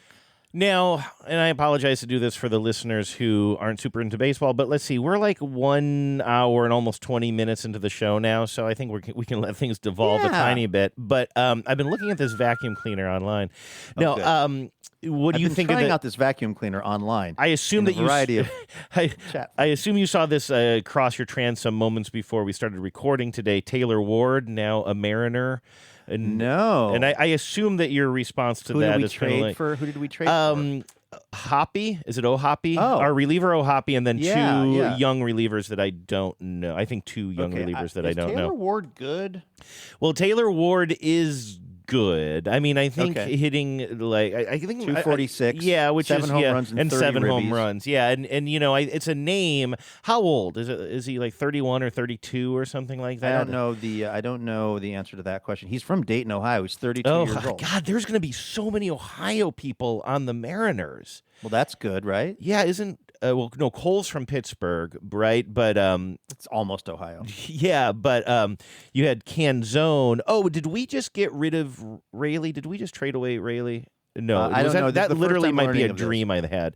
No joke. Or no, maybe something happened to Rayleigh, I thought. But anyway, I think he's an Ohio person. There's going to be a lot of Ohio. But I don't know the answer on Taylor Ward.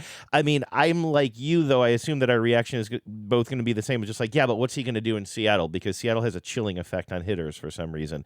So, ask Ref Snyder. So, but if he lives up to potential, that's supposedly exactly what we needed. We now have... as we near the trade deadline. And with Donovan coming back. Donovan coming back, and we got that right-handed relief pitcher, Sir Anthony. I can't remember his last I forgot name. that. His first name is Sir Anthony, which I think is the funniest first name I've ever heard. Do you even know his last name? I only know him as Sir Anthony because it's such a funny name. I forget. I want to say, if I guess at, it's going to be guess at kind of Latino last name, and then that doesn't end well. Oh, well, then I shouldn't say it's funny. Is Sir Anthony a kind of a common Latin name? I didn't know that. Not that I've ever seen. I just think of it. I said it was funny because somebody in the text was kind of like, yeah, it sounds like Game of Thrones. Like, oh yes, Sir Anthony. Yeah, make him fly through the moon door. Dominguez is Sir Anthony's last name. Oh, okay. Well, I don't think that Sir Anthony is a particularly common name anywhere on the planet, even in the DR. I've never seen it. I've seen a lot of players from the Dominican Republic in the majors, and Sir Anthony seems like a new one to me. Yeah, he's definitely got the main SEO on it. I'll tell you that much. You don't need a last name. He could drop it. But yeah, right. One name player. Just to fully, if we can, descend into Mariners talk here in the Badlands. Like, here's what gives me. So I'm always looking for a reason to delude myself into thinking it's going to be different. I was really thinking about this after they won. Eventually, in the bottom of the ninth, after Colt Emerson called game and they won, I then was listening to the post-game show, and it was probably Gary Hill Jr. was saying, like, it's going to be a kind of a different team after they're off today on Monday, but it's going to be a different team coming back because Brendan Donovan is going to be, he'll be back. I mean, how healthy he is our TBD. We'll have Sir Anthony. Now I guess we'll have Taylor Ward. And you just wonder if it's almost like I was almost like, does the season really start after the trade deadline, maybe? Like, I keep looking for some sort of, like, hard reboot of this team, like unplug the team, wait a minute, plug them back in. And then in my mind, it's like, well, okay, if Donovan is actually able to play, and he gives us way more spark at the top of the lineup, and then that takes a little bit of pressure off of, the big three for some reason, and now Naylor just starts. Oh, the Naylor's actually been hitting Randy's okay. Naylor's kind of warming up a little bit. Yeah. He seems to be warming up. I mean, he was really good yesterday. He was critical yesterday. And Arozarena has been hitting pretty well all season, actually.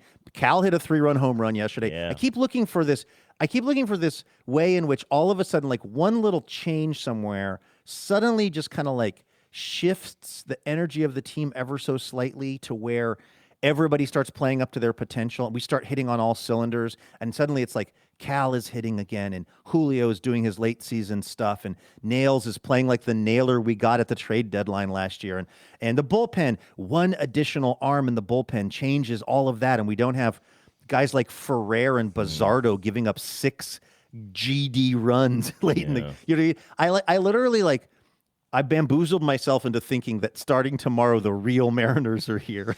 I mean, listen, so we're 3 games back, and we still have the advantage that the American League, generally speaking, is pretty bad. And so, like, I don't think get to play Houston. Yeah, and so, and I just think that, the 2 Texas teams that are ahead of us could slump as well. The game is streaky. The Mariners have not had like a really memorable winning streak yet this season, and usually they do. Like, it doesn't have to be record breaking, but I do think that they could go on a streak. And if they're starting to wake up a little bit, like, I don't like the fact, but I mean, our friends the Royals are 14 games out of first place. Like, that is a season ender, but like we're 3 games back right now, and like you said, we do have a series against the Astros.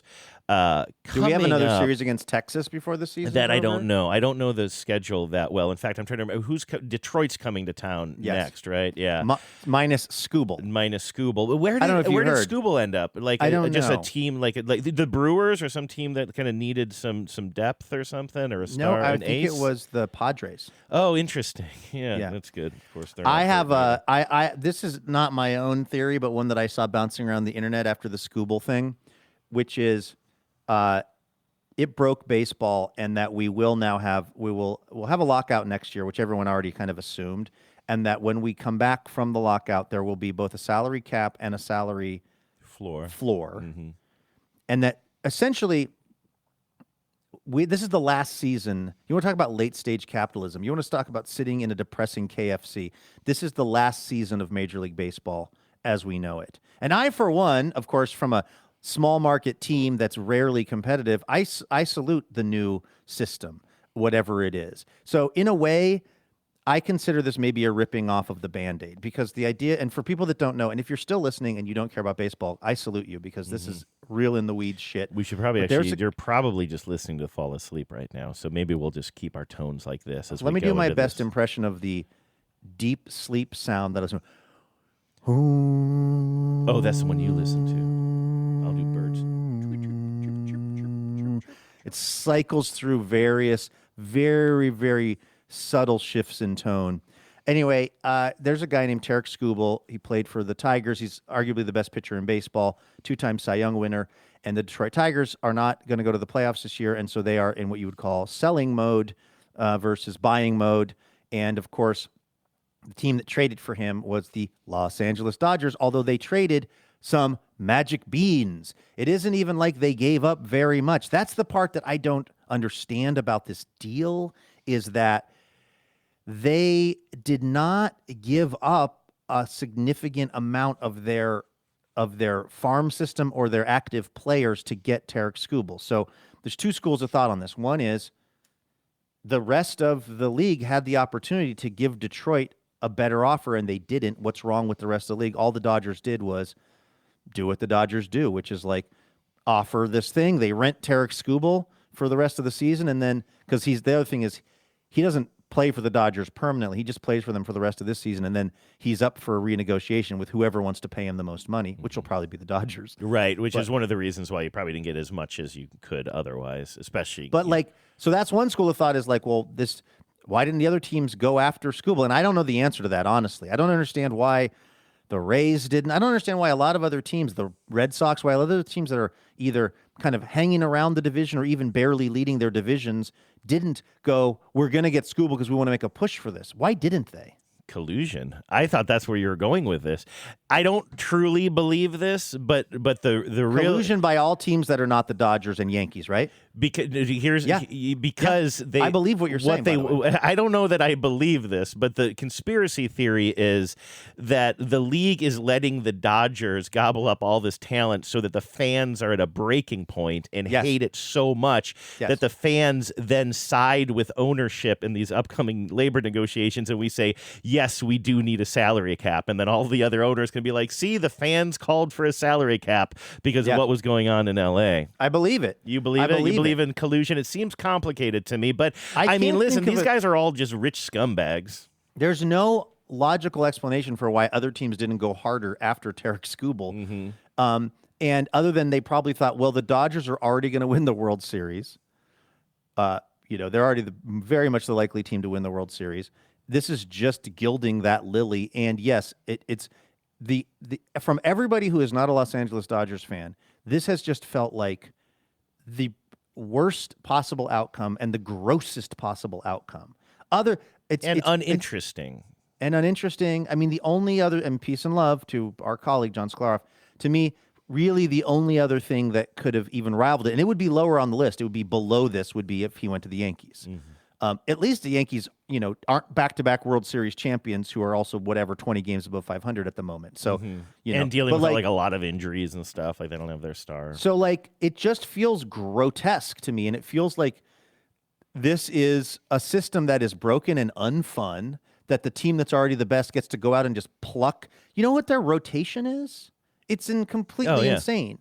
It's completely and totally insane. It's like 4 Cy Young winners in a row, except that one guy, the Japanese guy, hasn't won one yet, but it's only because he hasn't pitched in the league long enough. It's effectively like your 1 through 4 starters are Cy Young winners, like recently. It's just, or at least at that caliber. It's totally and completely unfair to the rest of the league and unfun. It does mean that I want more than anything for the Dodgers to not win the World Series. That is all I care about the Mariners doing well and maybe getting in the postseason and maybe winning a game or two. That feels like kind of the ceiling for us this year. But more than anything, I need the Dodgers to not win. That's all I care. I don't care who does. I don't care if it's the Yankees.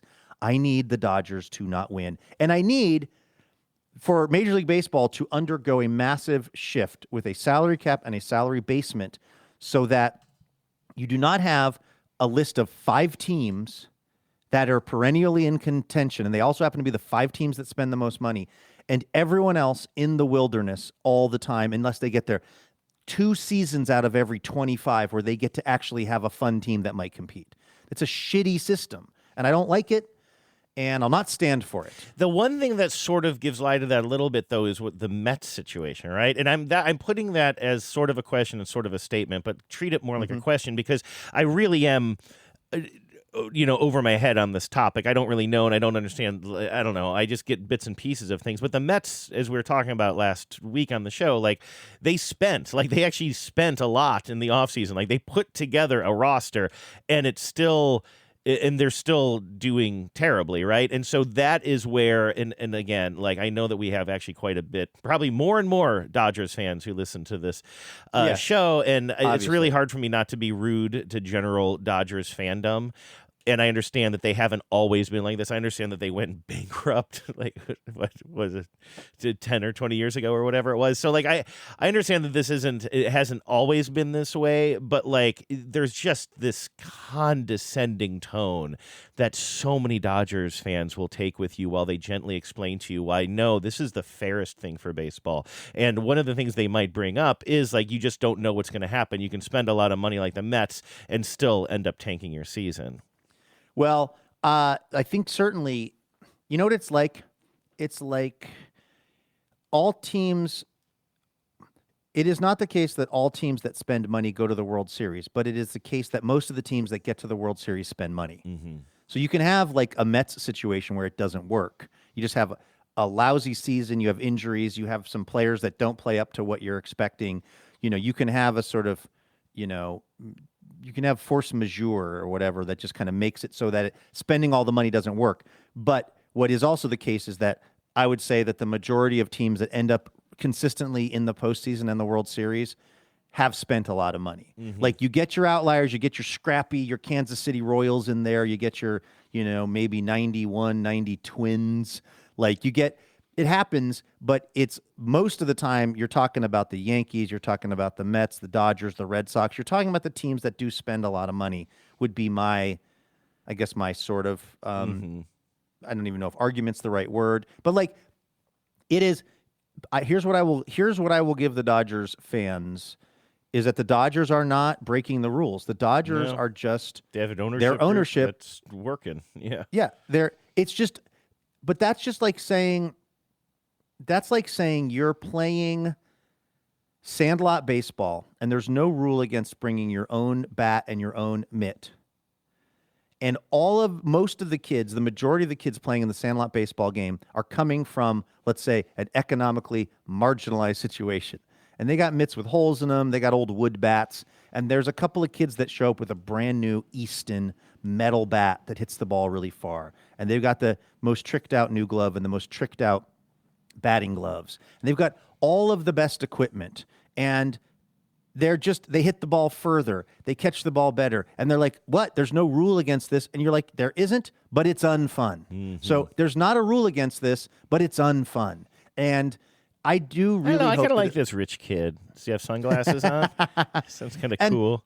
And the thing that's kind of crazy to me about it with baseball is like, and I don't know, it depends on the last article that I've read about like if baseball is thriving or not. I feel like the big story a few years ago was baseball is dying, and then maybe the pitch clock worked. Maybe some of the stuff that they added in has actually been successful. I don't know if attendance is up or down, or if the media rights packages are more profitable or less. But like what I know is that the NFL's doing pretty great. And my understanding is a big part of why the NFL is doing great in a lot of towns is because they have a salary cap and because it does actually cycle through a little bit. Mm-hmm. And because teams can go from not making the playoffs to being very competitive and good the following season. I do think there's something good for a sport when everyone's got a bit of a chance. And like baseball does not feel that way to me.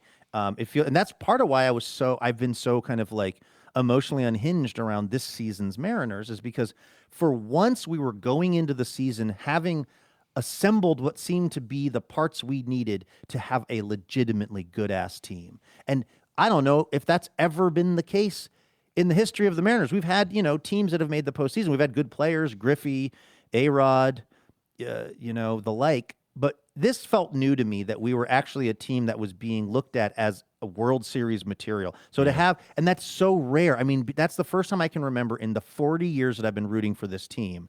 So then to have that's not like being, again, no offense, it's not like being a Yankees fan when they underperform. It's not like being a Dodgers fan. It's not like being a Red Sox fan when they underperform. That's just, hey, we thought we were going to be good this season. We weren't. When you're a team like the Mariners, it's like your one shining moment seems to be happening. And then when it doesn't, it's really, really a bummer. And it's even more of a bummer this year because it isn't like, well, we got unlucky. There's just some hot shot team in our division. Right. It's that the entire division sucks so bad. The entire American League sucks so bad. And so to come into this season, not just like being talked about in the national media after what had happened last year with our team going deep into the playoffs, but then to come in kind of heralded and be like, this is the team to watch. Like the team in the American League, or one of the top teams in the American League to keep your eyes on, to squander that, and also to squander it during a time when the rest of the division is like, let's see here. Actually, we could literally have we could be talking about our magic number right now. The Astros are only three. The Astros are leading the division. They're 3 games over 500. Yeah, it's disgusting. We are 3 games under 500. It's disgusting. It's terrible. If we were 20 games over, we'd be literally talking about our magic number practically. We'd be like, how many more games before we have literally locked up the division in such a way that no one can come back. Yeah. I mean, the Yankees are 14 games over 500 and still in second place, but behind the Rays. So the East is doing, better. And I don't know what's going on in the National League. I assume, are the Padres? How are the Padres? Oh, because the Padres are in the same division with the Dodgers. That's a bummer for them, because if they were in a different division, although they shouldn't be geographically, they would have more of a fighting chance during this period as well. But I'm going to make a bold prediction, Andrew. Mm-hmm. Here's my bold prediction. And like most of my bold predictions, I have nothing except vibes to base this on. I don't think the Dodgers are going to win the World Series. Yeah. They're going to make it to the World Series, though. There's no way they don't. I would be, actually, I think the chances of them, I think if they get to the World Series, they probably win it. I think the chances of getting knocked out, although they're never going to play in a less than 7-game series, right? Because they're going to win their division. They're going to get a bye. So the first time they play, it's going to be a best of 7, right? That's interesting. I hadn't thought about that, but I'll go. Because I would think if there's any chance of knocking them out, it's in a short. Sure, yeah. It's a best of 5 because you just might get lucky. But honestly, I don't think they're going to even play in a best of 5. No. They're not even going to. So I don't know. Here, I want you to do this, and you can call up the teams in front of you. Give me your really hot take. Who do you think the World Series is this year? Well, probably the Dodgers. Okay, so the Dodgers honestly, make it, and then so who in the American League stands up to the Dodgers and takes them down? I'm not like you. You should be answering this question because you have a much, much broader knowledge of non-Mariner teams in baseball. Not much. I don't listen. Yeah. I don't listen to I don't listen to other teams' games, and you do that a lot. So who do you think? Who do you think from the American League seems like they might be able to actually get to the World Series? Now that we know it's not the Mariners. I don't like that you've turned this on me. Fooled me once. Shame on me. I don't know that I have an answer to this because I'm just not a good... By the way, I should give a shout out to that comedian. Genevieve found that tape for us. We've used it several times at the very beginning of the show, that stand-up bit about fooled me once. That's James Donald McCann is the name. I like that guy a lot. You know his other work? I do. I would have said, and again, I'm wrong about this, I would have said I sent that to you from TikTok. No, that Genevieve, because Vives and I were the reason it was on my mind. I must have just seen it and loved it. Yeah, that guy's great. He's got those like round spectacles and like kind of reddish hair and the I don't know if he has a beard or not, but he's is he British or Australian? I feel like that's an from Irish somewhere. accent, but I see him popping up on a lot of the like podcast kind of chat shows, like Stavi's show and stuff. He's very funny. I really like him. I started because Vives and I were reminiscing about this clip the other day, and so I Googled him and I started watching part of his half-hour comedy special, and it was hilarious. I had to stop it at some point kind of early on, but I want to go back and finish it. He's droll in a certain way. I'm looking to see where he's Australian. God, I'm terrible with accents. I said Irish. Good Lord, what is wrong with me? But the good news is I never answered your question about I do think it'll obviously be the Dodgers, I think. I don't have a sense of... I mean, honestly, I know that the Yankees I'm just such a defeatist. I just sort of feel, I know the Yankees are behind and that they're pretty flea-bitten right now. Is that right, the word? They're pretty injury bitten right now. But I could see them maybe getting ahead of the Rays, or just, it could be the Rays, I assume. I just don't see it being somebody from the Central or West. I would love it if it was the Rays, if it was the Guardians, if it was, like a team... Here's what I would love. I would love it to not be the Yankees Dodgers for a bunch of reasons, but one, because I don't want MLB to get what it wants, which is Yankees Dodgers. I would like it to be Padres Tampa. I would like it to be the Mariners. I would like it to be the two least interesting to the national audience teams that could possibly get in it, playing each other, just to put an absolute huge ass thumb right into Rob Manfred's eye. Like, I'm always rooting for like teams that nobody outside of their actual city knows or cares about to be in the big. If it's not your team, you want to just have the worst ratings possible, basically. Because I don't want these rich bastards to get what they want, which is they want every single Super Bowl, every single World Series, every single NBA Finals. They just want it to be New York versus Los Angeles. Yeah. That's their wet dream. Yeah. And I also think there's something interesting about, me, I love the city of Los Angeles. And I'm a Los Angeles defender, and this doesn't actually reflect on the citizens of the place. But it's kind of interesting to me that, the other team that went out and bought the other best player available in all of Major League Football, and all of National Football and League, and is now the prohibitive favorite to bring the Lombardi Trophy home. It's the Los Angeles Rams, because they went out and they got Myles Garrett. And now Aaron Donald is thinking about unretiring to play for this incredibly stacked team. Like, it's just like, fuck Los Angeles into the fucking stratosphere right now. You've got the two, and they have almost no real fans because nobody in LA is from LA. Yeah, you're talking specifically about the Rams here. But I'm also adding the Dodgers. Because, I mean, obviously the Dodgers have fans. Like the Dodgers. They do have fans, yeah. but you can count on one hand the number of them that grew up in Los Angeles.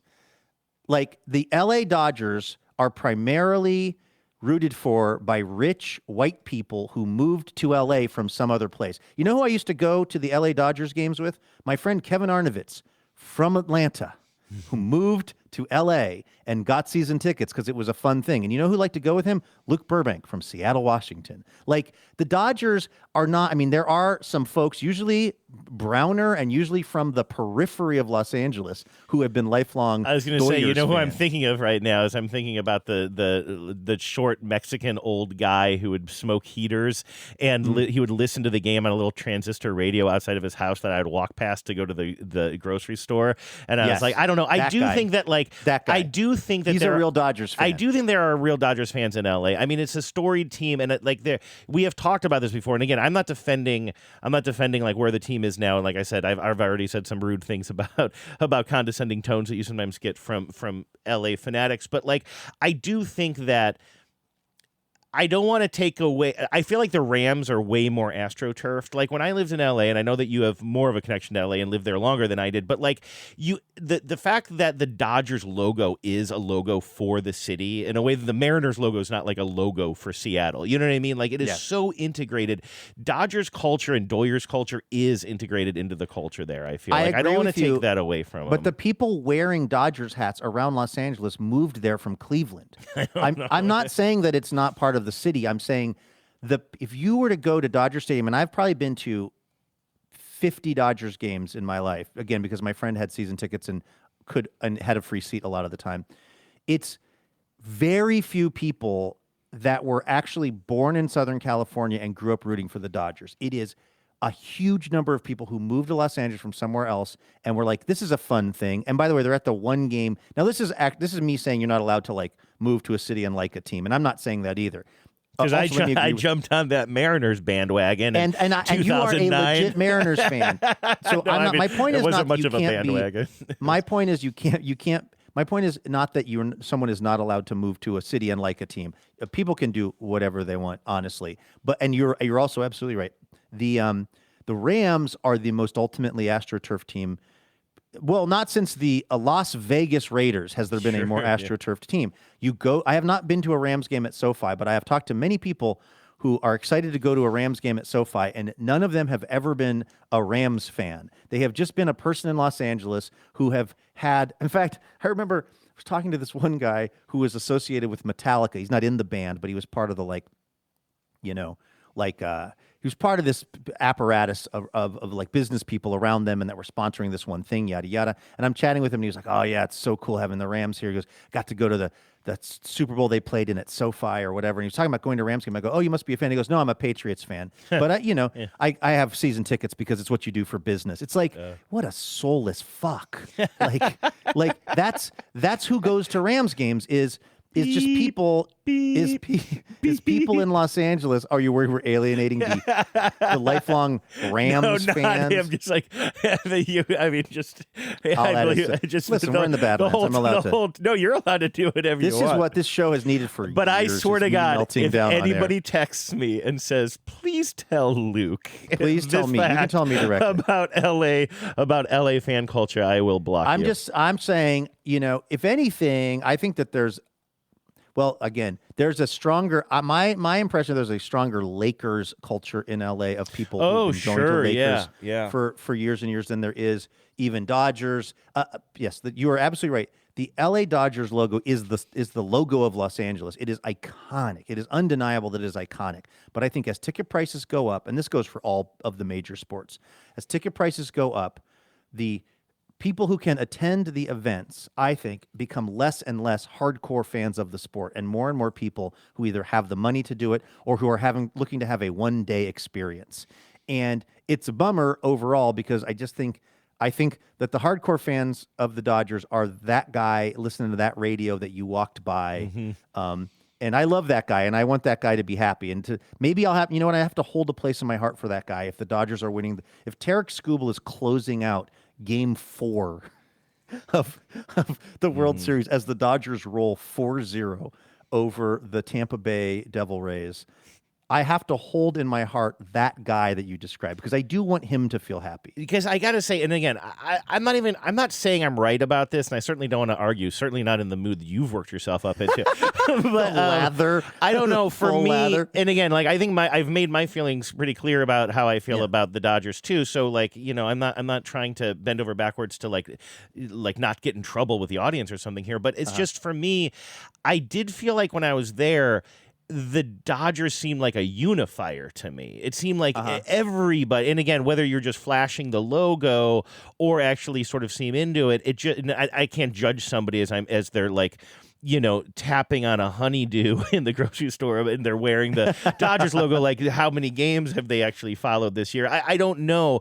But one of the things that I did sort of find charming about it is that it does, like, okay, I would say the perfect, and if I'm going to have to like point at one city and then have three fingers pointing back at my own city, which is how it works, I would say, like, it seems like the opposite of the Kraken experience here in Seattle, which, and again, I don't know much about hockey, and I'm very happy that Seattle got a hockey team for all the hockey fans and the people who became hockey fans, but like, that to me seems like the ultimate tech bro-y, moneyed. Like, I went to one, and I really enjoyed it, by the way. I'm not trying to bash this guy who also happens, now that I'm realizing it, is also, I have a friend who has season Kraken tickets, also sometimes listens to the show, and also is one of those longtime Dodger fans who will explain to me why the Dodgers don't actually have a competitive advantage somehow, and that anybody could win the World Series. But anyway, so he was very kind, and he took me to a Kraken game, but like, I think a bottle of water, like a bottle of Smart Water, was $18 or something, and it was like, and that's not an exaggeration, I think it was north of $15. I could be wrong. And it's just like one of those things where you really feel like you're going into this new place that in this arena that feels sometimes like a bank, and sometimes it's just like this weird new, very moneyed enterprise, as opposed to the Dodgers, which, I mean, again, we don't want to let this conversation spread into the history of the construction of Dodger Stadium in Chavez Ravine. Exactly. So, you know, there's so many different aspects to it, but it does seem like a truly storied franchise that does seem to attract all tiers of the populace there in some way or another, that I can appreciate more than, you know, I love seeing people in Seattle Mariners hats, but like, I don't think that the Seattle Mariners are as a unifying presence of this city as, say, the Dodgers are there. I will tell you that when I moved to LA and I lived, you know, a mile, if that, maybe not, maybe a half mile from Dodger Stadium, and they were also lousy at the time, I loved going to those games, and I loved that stadium. It is, to me, it's my favorite stadium in baseball because it was built in the it's like a mid-century house I'd like to live in, except it's a baseball stadium, and it is relatively unchanged. And it is, I used to sit on my roof of my house in Echo Park up on this deck that we built, and I could see the fireworks that they would shoot off when the Dodgers would win the game. So I was I want to be clear about my history. I really, this is how sort of, you know, blue-pilled I was. I used to love the song I Love L.A. by Randy Newman because they would play that when the Dodgers would win, which is the most on the nose and also not, I would say, creatively the greatest song of all time. I went through a period of time where I Love L.A. was one of my top probably 20 favorite songs. So I get the appeal of it. And I was one of those people. So I'm going a little hard here, but I do feel like it is unfun what is now happening with that team. And I think if somebody tries to argue, they can argue that they're not breaking the rules, which would be true. They can argue that other teams should just go out and spend more money. Also true. Also true. That your ownership should be thinking about winning games as much as they do. But I still think it is unfun when one team just hoards all of the players and just, and you know, I just think that's unfun, and I don't think that there's really a strong argument to the counter of that. Yes. You know, so and it'll always stick in my craw when the manager said they say we're rooting baseball. Let's go out there and ruin baseball. I know that's a bit of a trolly thing that I'm falling for, but that'll always live in my head. And also, I'm sorry, but a team that is in like the in some ways you could describe it as sort of the cultural epicenter of well, the Latin liberal community. woke epicenter. Yeah, right. Oh. But like not being more outspoken about the ICE stuff, and then still going and bending the knee to Trump and celebrating around the LA Dodgers jersey that says Trump on the back twice now. Like, What? come on. Yeah, they just went. Did they last give him a jersey? Well, I don't know who gave. Maybe Trump had it made himself. I mean, who knows? But I mean, there's 2 years ago. I know this because every time the Dodgers win the World Series, I repost the photo and say congrats, I guess. But they just went back last week or whatever. They were celebrating with the White House. I don't know again. why. I mean, I knew that they were there. Something about them making a Trump jersey just like somehow just like kills my heart even more. I mean, you know what I mean? Like that somehow that even just seems even so much worse to me. I don't know. I mean, none of it's good. None of it's gross. good. Yeah, and you just kind of like you'd hope for a little bit more, especially given the demographics of your city and presumably your fan base, although I guess you would argue that somewhat. Well, we're almost to 2 hours, Luke. What do we do now? Oh, man. How many more times do I need to say the F word to get to 2 hours? Only if you're saying the F word directly targeted at a group of fans. Like that. Actually, I guess you weren't. Were you saying about the team? It was fans? The city at large and its residents. And the residents. Which includes its fans and my daughter, who lives there. That's all. I just want to thank everybody again for donating. I feel, you know what? I'm allowed to say that, Andrew, because I love Los Angeles. I truly do. That is true. Yeah. I mean, hey, listen. Also, I never liked Randy Newman. But I love that feeling for you, for real. When I was in LA, I had different, like, kind of a music associated with it. In fact, I have a playlist on my thing called "When I Lived in Los Angeles," I believe, on my Spotify. I wonder who's on there. And I could tell you if you wanted to try to get to or we could save it for another day. But like, I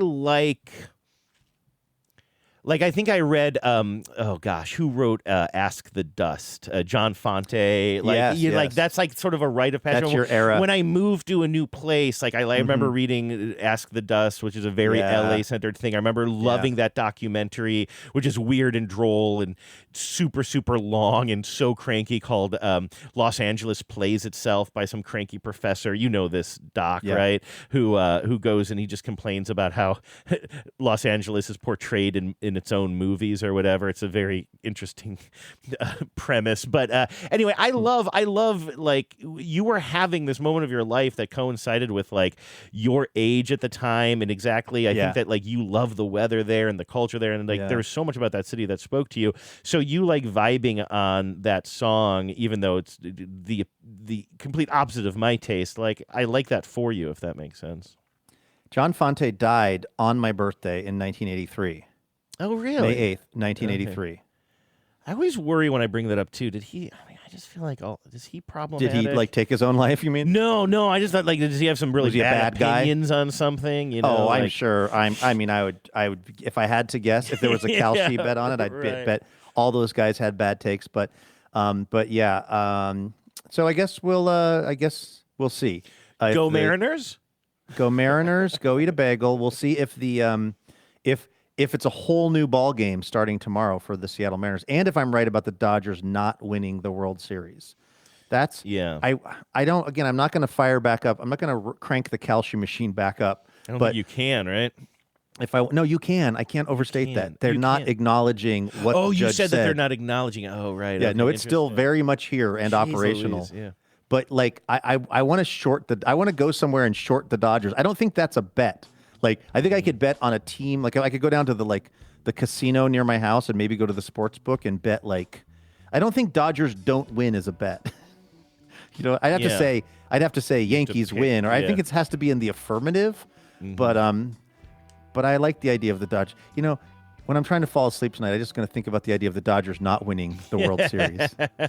You talking about betting made me realize I meant to tell you, not that there's much of a story here, so it's good that I'm bringing up, I guess, at the end of the show, but I did duck my head into the establishment that used to be known as Goldie's last Friday. It's got a new name, right? Yeah, it's something like, it's just generic, like King Casino. It's not that. Royal Casino or something. But once you go in, like, literally all the same. Nothing has changed. It's like the pre-existing depression kind of meets the new depression, and they just kind of even out, and it feels like the same depression. I just went in there to have some salt and pepper wings and watch the Mariners some game $18 salt and pepper wings. I don't know. No, the prices there are good, right? Because they want you to spend your money. I bet you that those wings are affordably priced. Yeah, exactly. So anyway, point is I had a lot of chicken this weekend. Excellent. All right. Well, listen, that's going to do it for today. Did we make it to 2? No, do you want to? I could bring up some other things. I've How always close got are we? something. We're pretty close. Let's see here. Not counting stop downs, we're at about we're close to 158. We're like 2 minutes away. What do you got? We can do 2 more minutes. Don't we? Yeah. We get a bonus if we go 2 hours, right? Doesn't John give us something? I think so. Okay, here. Okay, you just landed on it. Okay, have you tried logging into the new payroll server thing yet? We keep on getting emails saying we have a new payroll service. Are we getting paid still? Are we still getting our paychecks? Is the Honestly, big question. That's the thing. I don't know. And so I tried. I logged in the other thing. day because I was doing some other stuff with my tax folks, and I needed to get some info, and so I actually did log in, and I'm going to tell you, Space Jam has nothing on our new portal. Well, I was going to say, did you try to do it on mobile? Because I tried to do it on mobile. Actually, ironically, at Goldie's, I was trying to set up my payroll. Listen, I know this from experience. When you're trying to log into your payroll portal from Goldie's, it's not been a good night. I just cracked a few tabs. It wasn't bad, but no, I just had some downtime in between games, and I was like, "Oh, let me try to hack into this." It is not optimized for mobile, as they say. On the web, on the internet, on your normal computer, Andrew, it is so antiquated. It's got this. What's going to throw you is like to skip to the next screen. So you'll do the thing it asks you, and then it has the tiniest the word "next" in gray that's over on the side that you had to go click on. It's like everything that they've everything about UX that's been solved for in the last 8 years has not been solved for, because I think they built this. I think our mom and pop accounting company in Minnesota had this built 10 years ago. And but it did work eventually. It was, I got the information I was needed. doing that thing where I was like zooming in and zooming out on mobile and trying to hit that gray button and everything. And then I had this, and I was almost done with it. Then I had this idea, wait, what if I tap this button that will help my like phone browser read it more like a computer browser? I can't remember exactly what that function is called, but it's like open, it's this like open desktop site or something. So I clicked that button, and then it wiped out all of the information that I'd kind of painstakingly tried to enter. And I just said, more salt and pepper chicken wings, please. I will deal with this at another time. But yeah, I'm assuming, I don't know. Do I not get a paycheck if I don't fill that form out? I should look. I think we got, because this has been one pay cycle. And I think we must have gotten our last paycheck. So that's a positive. I don't think this is like in order to get paid. I think it's in order to access our information should we need it. I mean, I will give them this. I will give them this. It's still better than the CBS, Paramount, Skydance, whatever else thing I work for. I literally haven't been able to access that whole system to look at my pay stubs in like years. Really? And I don't know if anyone there knows how to do it. So we are at least ahead of Skydance Global on some things. And are you still submitting expenses? I am, but it's just going into a complete... I don't know how to use Fusion. I don't know how to use the new... I think this is my dream. I think they knew there was going to be so many problems that they've just like... They haven't told us this, but they have just exercised like blanket forgiveness. Oh, my God. I think that they just put it on auto pay. I think they just told all of the stuff to pay all the charges. Because you're using the company card anyway. You just have to document If I have to book a plane ticket, I'm still using...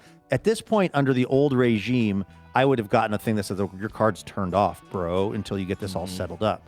But not Vichy CBS. Vichy? Well, is that a World War II reference? Yeah, I believe, like Vichy France, right? Yeah, exactly. All right, we'll leave it there. I don't know if I used that right. I don't say stuff about your bosses at KUOW. Okay. Oh. All right. Wait, what?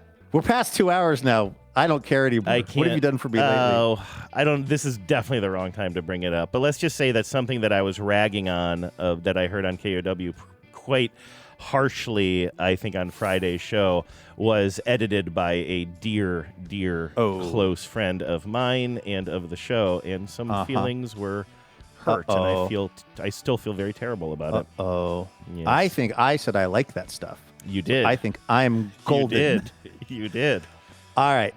Thanks for listening, everybody. The three of you who made it to this part of the show, We will see you all, and I mean this just to everybody, even those who aren't listening. We'll see you all tomorrow, and we'll bring you more Imaginary Radio.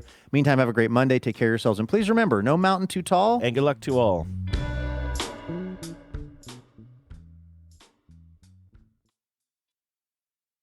Power out.